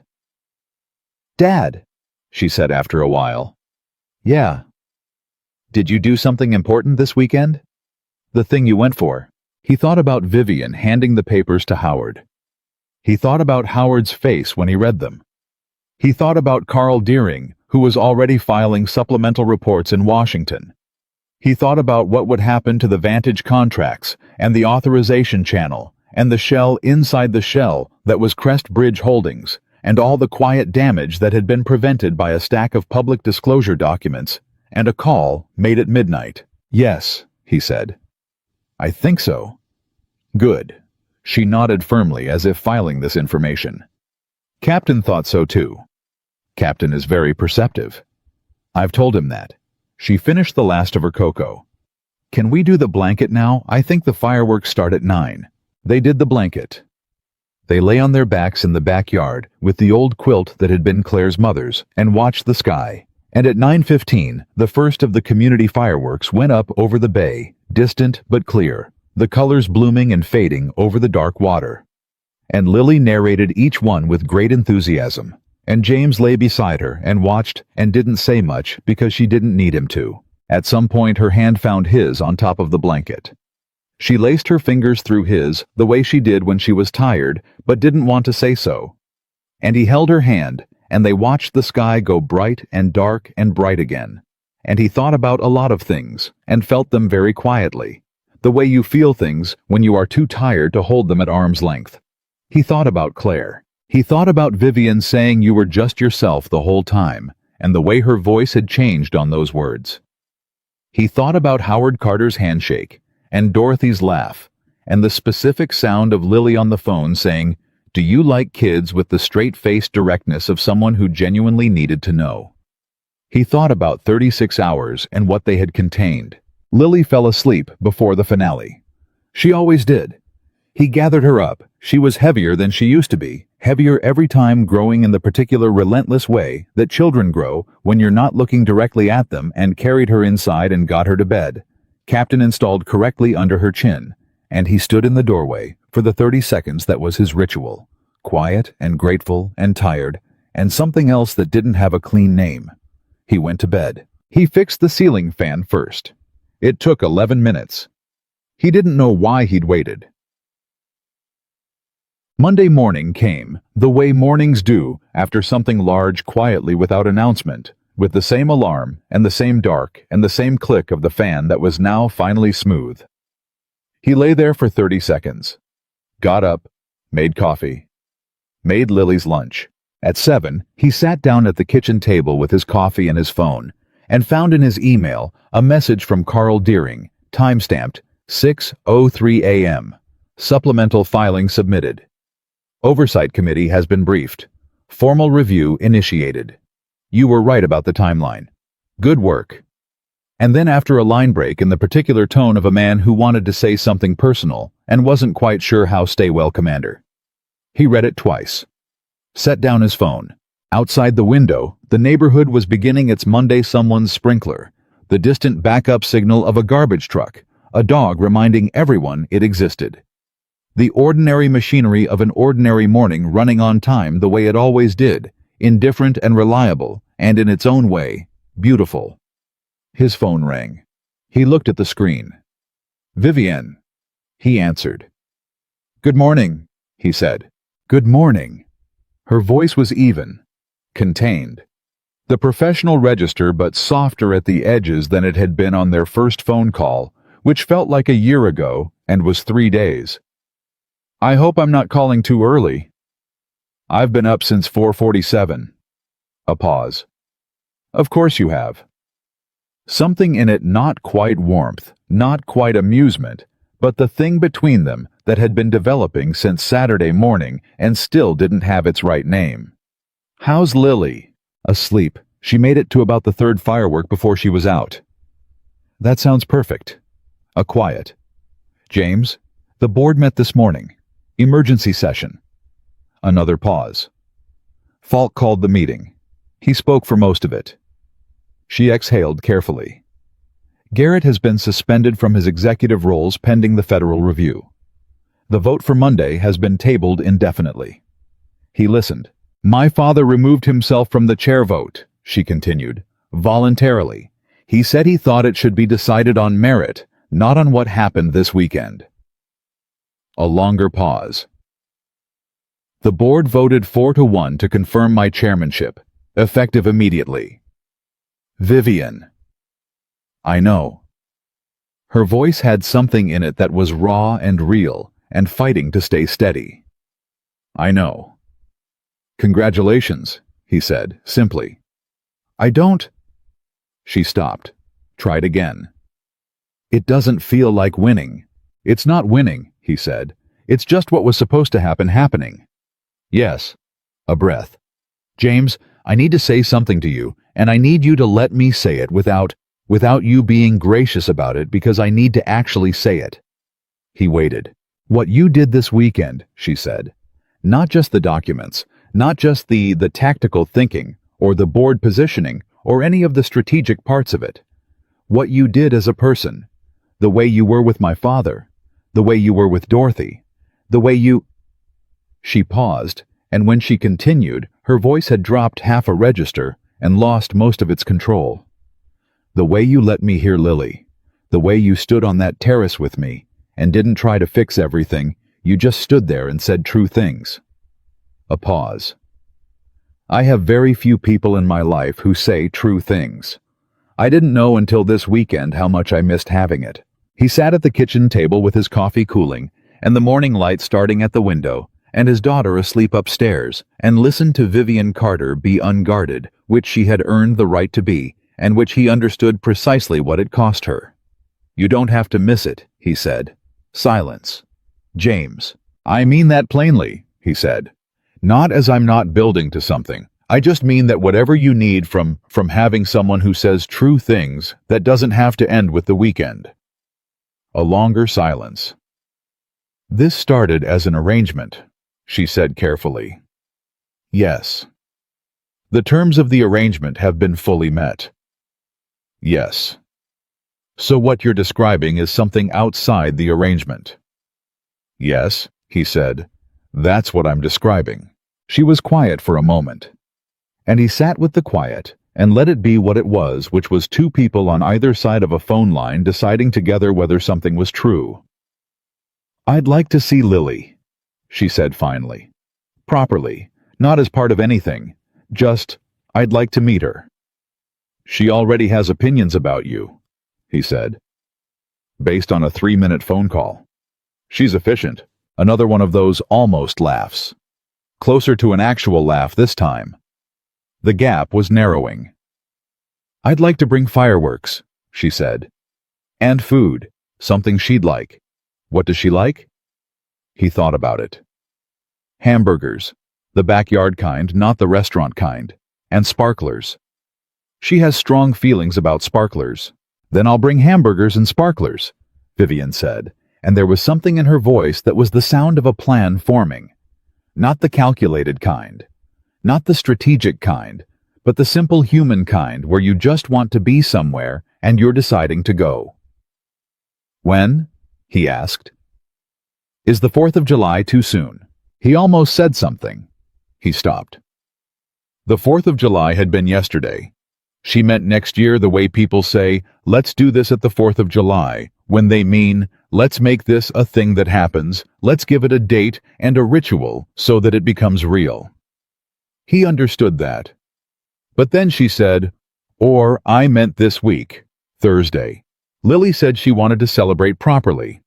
"I heard her say it on the phone that you hadn't done sparklers yet." "You want to come this Thursday?" he said. "If that's—" "Yes," he said. "Thursday works." "Okay?" A breath. "Okay." He told Lily on Tuesday evening while she was brushing her teeth. He stood in the bathroom doorway and said, "Vivian is going to come by Thursday. She's bringing food and sparklers." Lily stopped brushing, looked at him in the mirror. Her expression went through approximately 4 distinct phases in 2 seconds, which he tracked with the practice of a man who had been reading that face for 7 years. Then she said, around her toothbrush, "I knew it." "You didn't know anything." She spit, rinsed, turned around. "Dad, I talked to her on the phone for 3 minutes and I knew." "What exactly did you know?" She gave him the look that was fully Claire's, the one that said, "I know more than you want me to know, and we both know it." "That she was different," Lily said. "Different from what?" "From how you sound when you talk about work people," she said. "You sound different, not work different, person different."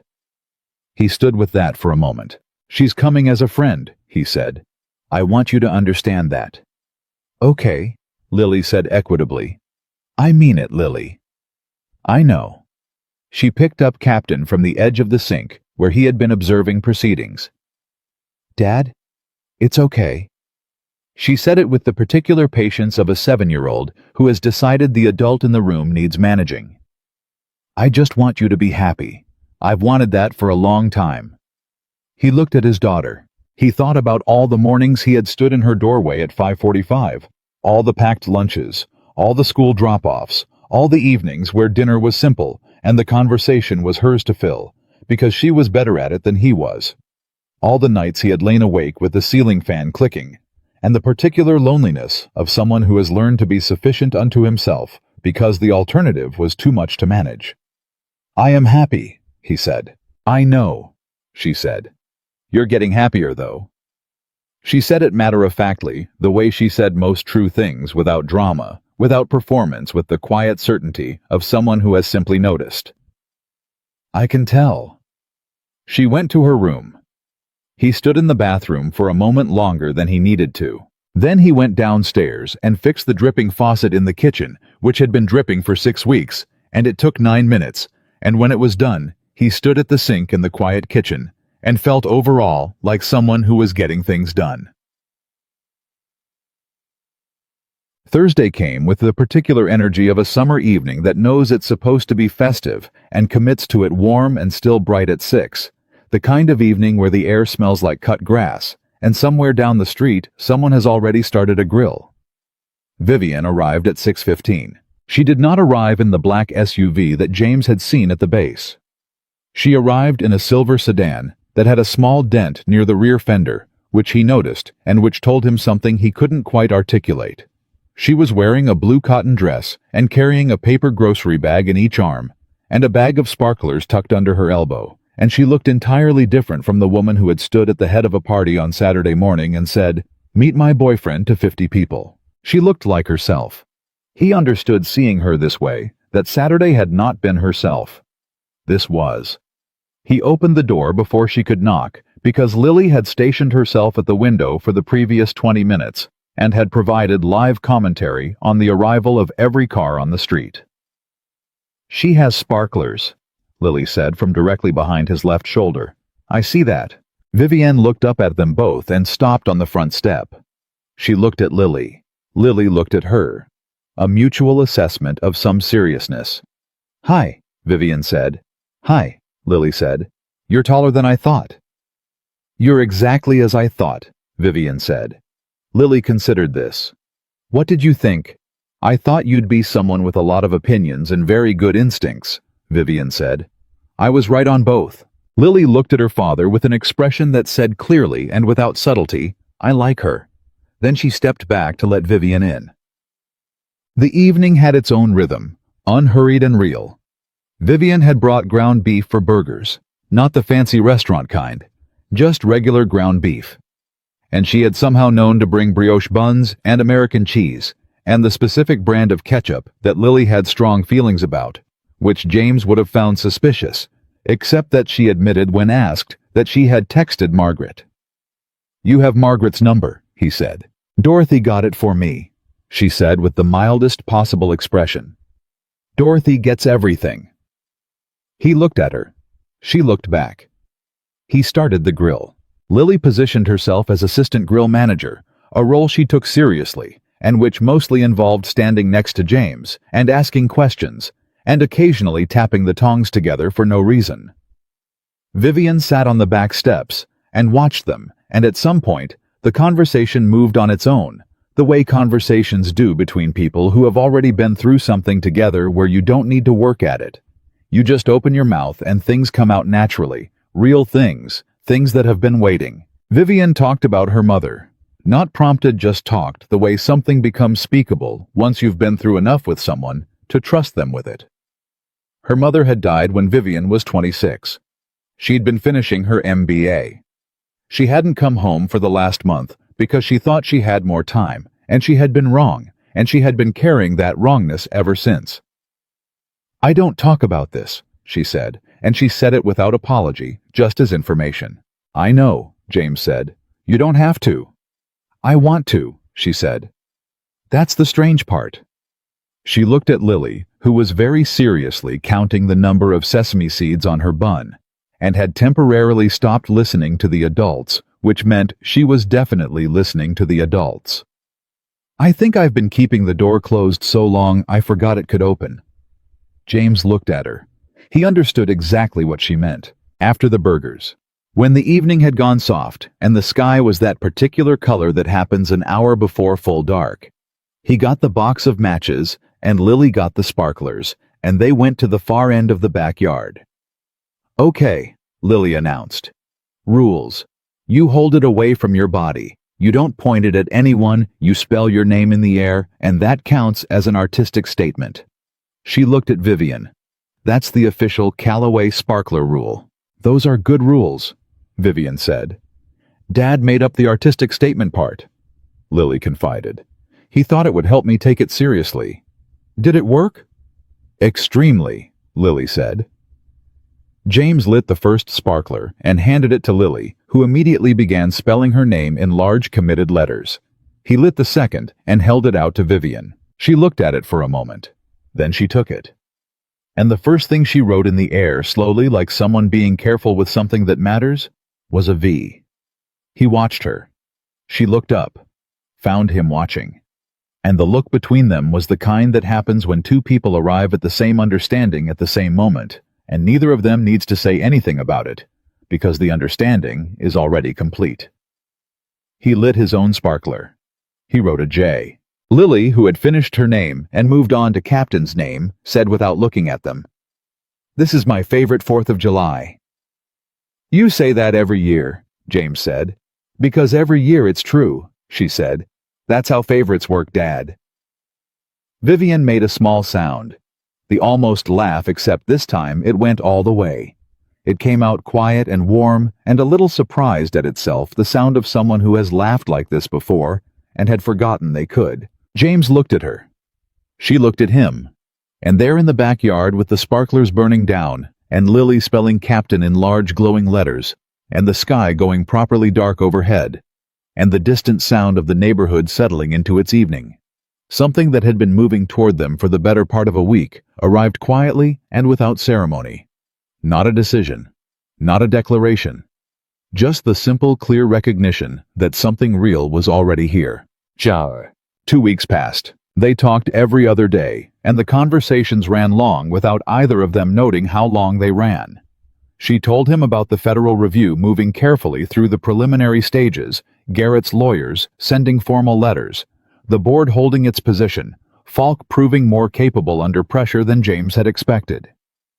He told her about the procurement irregularities on the defense side being surfaced for formal audit, about the commendation Carl Deering had received from the Oversight Committee, about the quiet satisfaction of watching a system actually work the way it was supposed to work. He told her about Lily's school project, the flag. Lily had brought Claire's flag to the class presentation.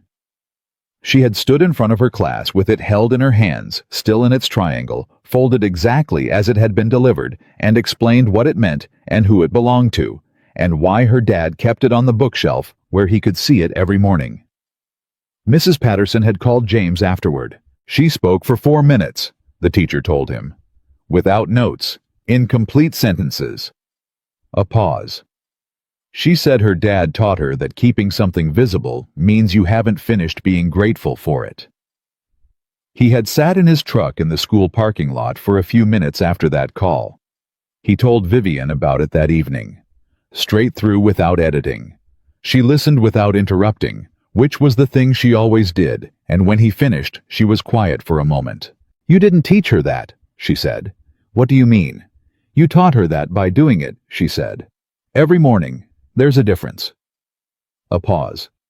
"She sees you, James, clearly and completely. Not a lot of people get to be seen that way." He thought about that for a long time after they hung up. He thought about it the next morning at 4:47 in the dark before the alarm lying on his back in the quiet. He thought about being seen. He had been efficient and capable and dependable and disciplined for so long that he had lost track of whether anyone was watching the person underneath all of that. Whether there was still a clear view of him beneath the rank and the schedule, and the packed lunches, and the rituals that held his life together. He thought about Lily, with the flag in her hands, 4 minutes without notes, incomplete sentences. He thought about Vivian on the terrace in the dark, every version of herself visible at once. He thought about Howard Carter's handshake and the way it changed. He thought about the almost laugh becoming a real one in the backyard. He thought about what it felt like to build something. Not in the operational sense, not a plan, not a strategy, not a cover story that needed to hold for 48 hours. Something slower and less defined and considerably harder. The kind of thing you build when you decide without quite deciding to stay open to what comes. He had been efficient for a long time.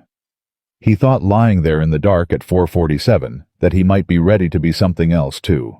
Not instead. He was not going to stop being the man who got up before sunrise and made Lily's lunch and stood in her doorway for 30 seconds every morning. He was not going to stop being the officer who answered Carl Deering's calls and filed accurate reports and thought tactically and moved carefully. But alongside all of that, underneath it, running through it, something was opening. A door he had not known was still there. The alarm went off. He silenced it, got up, and went downstairs to start the coffee and make Lily's lunch and move through the ordinary morning that held everything he had with the particular steadiness of a man who has decided without drama, without announcement, that he is ready for what comes next. 3 months after the 4th of July weekend, James Calloway received a letter from the Department of the Navy. He found it on a Tuesday morning in the stack of mail he collected from the box at the end of the driveway, before Lily woke up. The usual assortment of a utility bill, a catalog. Nobody had ordered a card from his mother in Cincinnati, and the Navy envelope was at the bottom, official and cream-colored, and bearing the seal that he had seen on every significant document of his professional life for the past 16 years. He stood at the kitchen counter and opened it. He read it once standing up. Then he sat down and read it again. Then he set it on the table and made his coffee and stood at the window while it brewed and looked at the backyard, at the far end where the sparklers had been at the steps, where Vivian had sat at the patch of grass, where Lily had spelled Captain's name in light, and let the information settle into him the way large things settle when they arrive without warning in the middle of an ordinary morning. The letter was a formal notification of promotion review. His name had been submitted for consideration to the rank of captain. The review board would convene in October.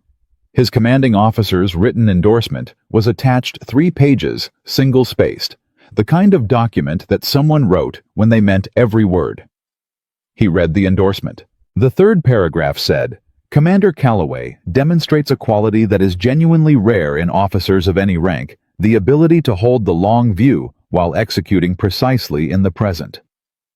He does not separate his personal integrity from his professional conduct. They are the same thing. That is not taught. It is built over years through choices that no one is watching. I have watched. I am certain. He folded the letter, put it back in the envelope. He went upstairs. Lily. Time. A groan. Lily Grace Calloway. You said you weren't going to say it 3 times. I said it twice. You said my whole name. That counts as 3. A pause. What's wrong? He leaned in the doorway.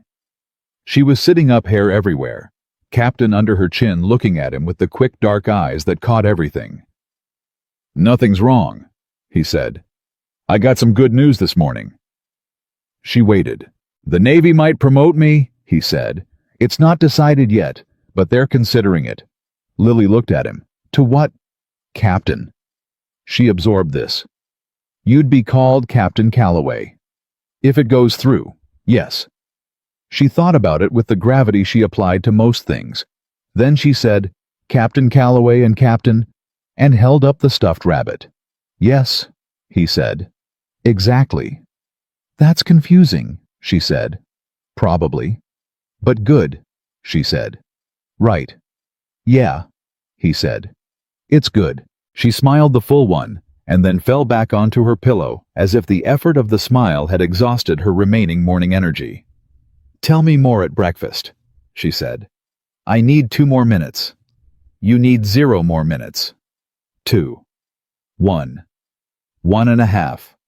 1, he said, and went back downstairs, and he was almost smiling. He called Vivian that afternoon after Lily was at school, and he was between briefings sitting in his truck in the parking lot of the base with the windows down and the late September air coming through, the particular quality of air that arrives when summer has finally agreed to step back. She answered on the second ring. She always answered on the second ring now, which he had noticed, and which meant something he had stopped pretending it didn't mean. Hey, she said. Not the professional register. The other one. The one she used with him now that was softer at all the edges. I got a letter this morning, he said. He told her. When he finished, the silence on her end was the specific kind that he had learned to read, not empty, not processing, but full. The kind that happens when someone feels something large enough that words have to wait for it. James, she said finally. It's not confirmed yet. James. Her voice was, he had no better word for it than warm. Not sentimental, not performed.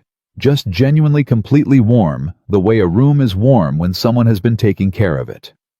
That's extraordinary. It's a review, he said. They consider a lot of people. Stop doing that, she said. Doing what? Managing it down before someone can be happy about it, she said. Let me be happy about it. He stopped. Okay, he said. It's extraordinary, she said again. And it is completely, entirely unsurprising, and you deserve it, and I want you to sit with that for more than 30 seconds before you start qualifying it. He sat with his phone and the September air and the distant sound of the bass doing its business, and let her be right. Okay, he said again, quieter. Thank you, she said, as if he'd given her something. Then, I want to take you to dinner. You and Lily. Somewhere real, not the backyard. Lily has opinions about restaurants, he said. I know. She texted me a list. He stopped. She texted you. Last week. She said she was being proactive. A pause. She's 9 years old, going on 37. She's 7. She is operating well above her age range, Vivian said firmly. He looked out the windshield. He thought about his daughter, 7 years old, texting Vivian restaurant recommendations, telling him I knew it in the bathroom mirror, carrying Claire's flag to school, and speaking for 4 minutes without notes. Growing constantly and quietly into a person who took the world seriously and met it directly and loved without complication. He thought about what it meant that Lily had texted Vivian unprompted. He thought about what it meant that Vivian had kept the text and mentioned it now. Saturday, he said. Saturday, she agreed. The restaurant Lily had recommended was a place on the waterfront that served crab cakes and had paper on the tables that you were encouraged to draw on, which was Lily's primary criterion for any dining establishment. They arrived at 6:30, and Lily immediately claimed the crayons from the center of the table and began a mural that she described as interpretive, and which appeared to involve multiple naval vessels and at least one rabbit in an admiral's hat. Vivian sat across from her and watched with genuine interest and asked questions about the artistic choices that Lily answered with great seriousness. James sat between them and ate his crab cake and listened to his daughter explain the symbolism of the rabbit's epaulets to a woman who had chaired a billion-dollar defense company for 3 months and was currently giving the epaulets her full, undivided attention. This was the thing he had not expected. Not Vivian with him he had begun to expect, that had begun to let himself expect it, in the careful way you let yourself want something when you've spent long enough deciding whether you're allowed to. What he hadn't expected was Vivian with Lily. The specific way she was with Lily, not performing, not trying, not doing the thing that adults sometimes do with children, where they pitch their attention slightly above the child's head toward the parent they're actually trying to impress. She was just present. Genuinely fully present with his daughter taking the rabbit's epaulets seriously, because Lily took them seriously, and that was enough reason. After dinner, while Lily was finishing the mural, she had expanded it to cover most of the paper, and was now adding what appeared to be fireworks. Vivian looked at James. "Can I tell you something?" she said. "Yes, I spoke to my father yesterday," she said. "About Garrett." She paused. "The Federal Review is moving faster than anticipated. The evidence is it's substantial. The preliminary findings indicate the procurement fraud goes back further than we thought, closer to 3 years. Carl mentioned they were expanding the scope," James said. "He's going to lose more than the board seat," Vivian said quietly. "His lawyers have been in contact with the DOJ. There may be a plea arrangement." James looked at her. "How is your father?" She stopped. "He called me this week, which he doesn't do. He usually waits for me to call him. He said he'd been thinking about my mother, about the last few years before she died, and what he wished he'd said, and what he'd let go unsaid." She looked down at the paper tablecloth at the edge of Lily's mural. "He said he didn't want to repeat that pattern." "With you?" "With me." She looked up. "He apologized, James, not for Garrett, not directly, but for the years of listening to Garrett's version of things without asking for mine, for letting a narrative build without pushing back on it." A pause. "It was the hardest conversation I've had with him in a long time, and also it was the most real." "Good," James said. "Is it?" "Yes," he said. "Hard and real is better than smooth and false. Every time." She looked at him.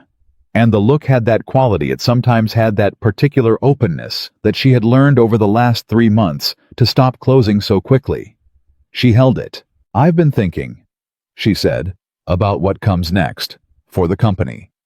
We're expanding the veteran employment programs. I want to triple the scope by next fiscal year. And the contract renewals after the fraud review are going to need significant reconstruction." She paused. "I want to do it right. Not fast. Right."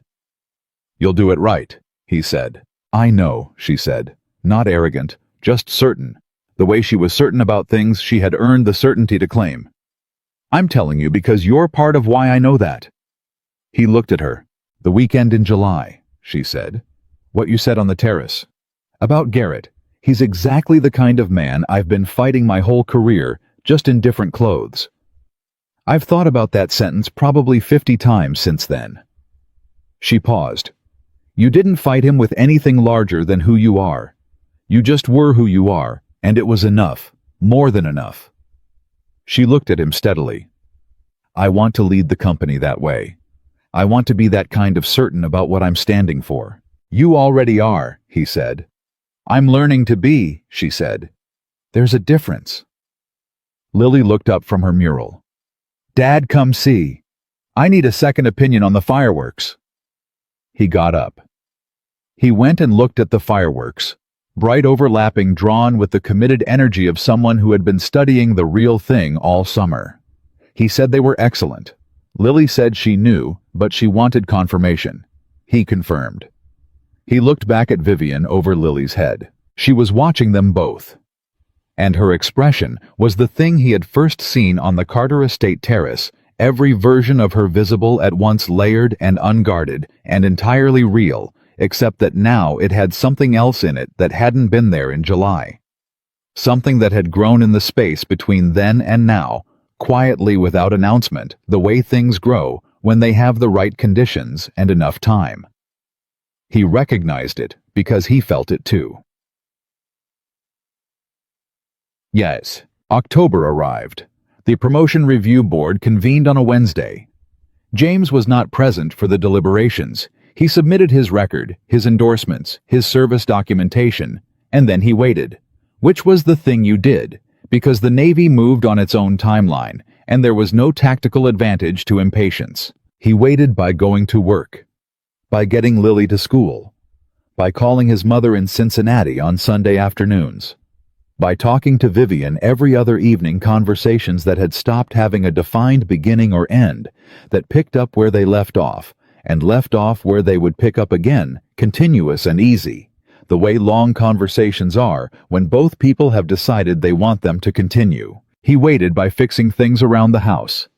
The screen door hinge, the back step that had been uneven since spring, a slow leak under the bathroom sink that he had been meaning to address since before the 4th of July and now finally was addressing. Lily observed these repairs with approval. "You're fixing everything," she said one Saturday morning, watching him work on the screen door. "Been meaning to," he said. "You've been meaning to for a long time," she said. "What changed?" He tightened the hinge, tested the door. "Nothing changed," he said. "I just decided to stop waiting." She absorbed this. "Is that what grown-ups do?" she said. "Wait for a long time, and then just decide to stop." "Some grown-ups," he said.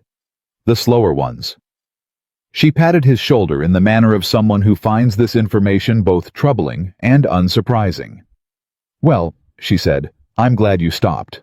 The notification came on a Thursday morning. An email official, Navy communication, arriving at 7:43 a.m., while James was driving Lily to school. He didn't read it until he had dropped her off. He sat in the parking lot outside her school and opened it on his phone. He read it.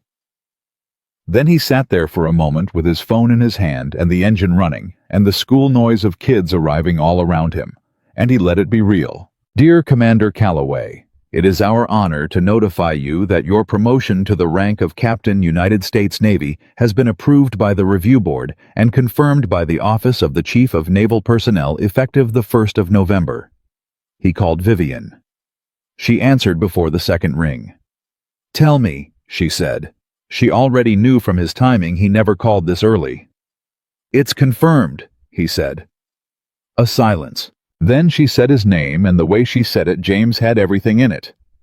Pride and warmth and something deeper than either, something that lived below the named emotions in the place where things are simply true. "Captain Calloway," she said, "apparently. I want to say something," she said, "and I need you to hear it completely before you respond." "Okay. You are the most capable, most decent, most genuinely good man I have met in my adult life," she said. Her voice was steady and clear, and had none of the careful management that it used to have, the managed quality that she'd been slowly putting down over 3 months, like a bag that had gotten too heavy to keep carrying. "And I am not saying that because you helped me in July. I am saying it because I have watched you for 3 months be exactly who you were on that first day, the same person at 6 in the morning at my father's house, that you are at 11 at night on the phone with me. The same person with Lily that you are in a briefing room. I don't know many people who are the same person in every room. You are." A pause. "I love that about you. I want you to know that I love that about you." He was quiet for a moment. The school parking lot was emptying. The last few kids were running for the entrance. A crossing guard was folding her stop sign down.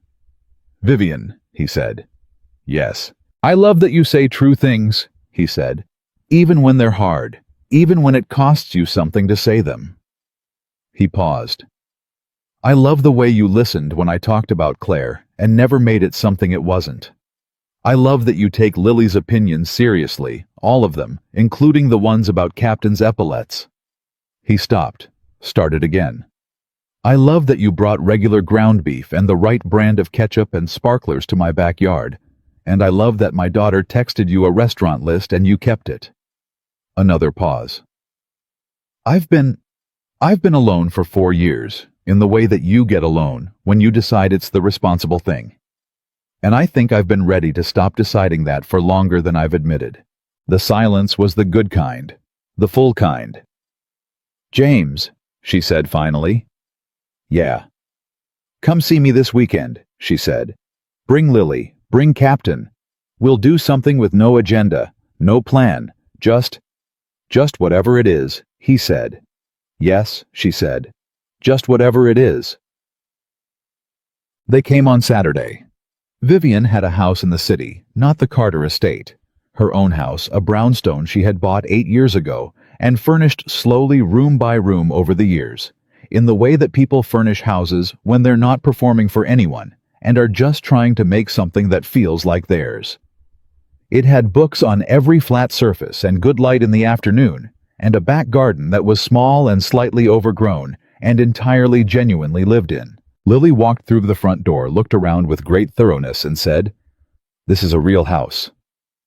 "Thank you," Vivian said. "I mean, it's a real person's house, not a magazine house." She looked at a stack of books on the coffee table. "Dad's house is like this too. Books everywhere and things that need fixing." "The screen door," James said.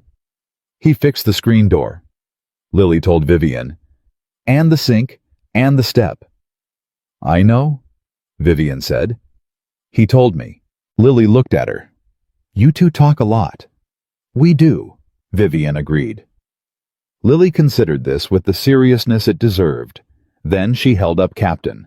"He wanted to see your house," she said. "He's interested in new environments."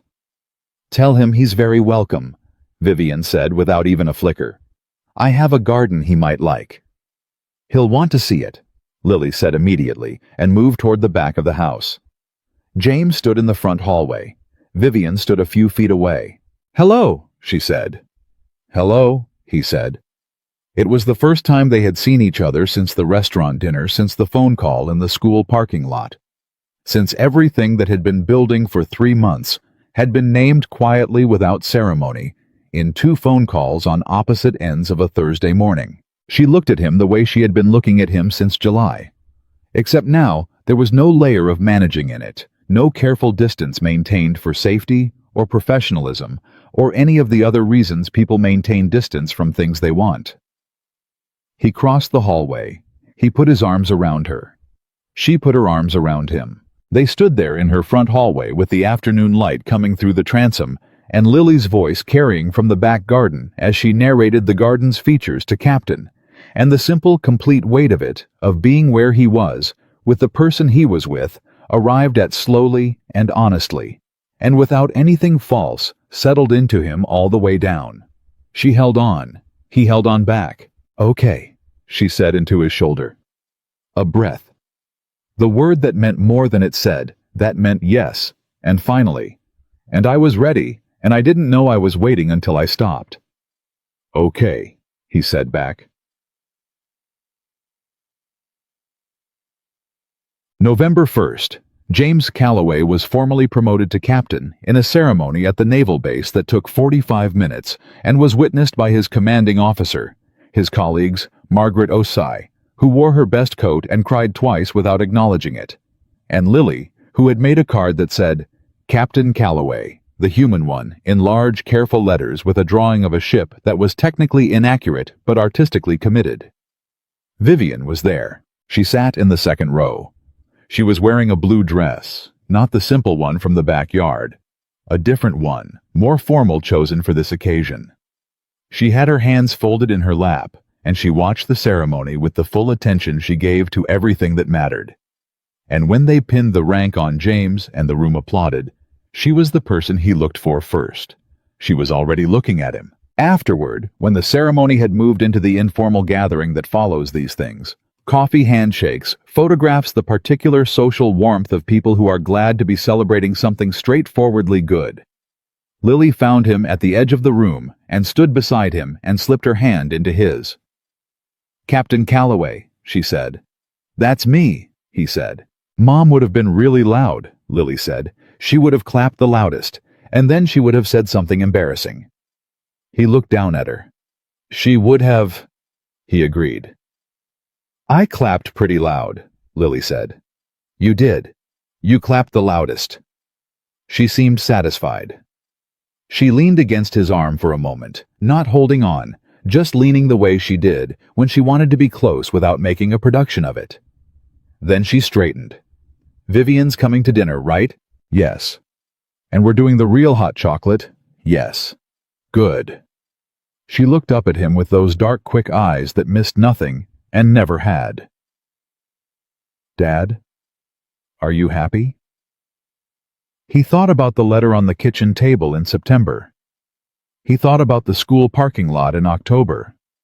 He thought about July, about Vivian's hand in his in front of 50 people, about the terrace in the dark, about Lily on the phone saying, "Do you like kids with the genuine need to know?" He thought about this morning, about 4:47, and the smooth ceiling fan, and the coffee, and the packed lunch, and Lily's hair everywhere, and the particular, specific, irreplaceable weight of this life he had built, that had cost him things, and given him more than it cost, that held both grief and gratitude so completely that they had become indistinguishable from each other. He thought about Vivian in the second row, looking at him before he looked for her. "Yeah," he said. "I'm happy." Lily nodded, like she'd already known, like she'd known for a while and had just been waiting for him to catch up. "Good," she said. "Come on. Vivian said she'd help with dinner, and I want to show her how we do the hot chocolate." She pulled him by the hand across the room toward the woman standing near the door, who turned when she heard them coming and looked at them both. Father and daughter, hand in hand, moving through the room together with an expression that had nothing performed in it, and everything real. He let himself be pulled, and the life that had been waiting not somewhere else, not in some other version of things, but here, exactly here in this room on this afternoon, with these people, opened fully and held. He had fought many battles, at sea and on land, in boardrooms and briefing rooms, and the quiet wars of a kitchen at 5 in the morning. He had fought for discipline and for justice, and for the people underneath him and the daughter beside him. The greatest thing he had ever done was stay open long enough to let this find him. And it had found him. And it was without qualification, without condition, without a single thing left to manage or protect or hold at arm's length enough. More than enough. It was everything.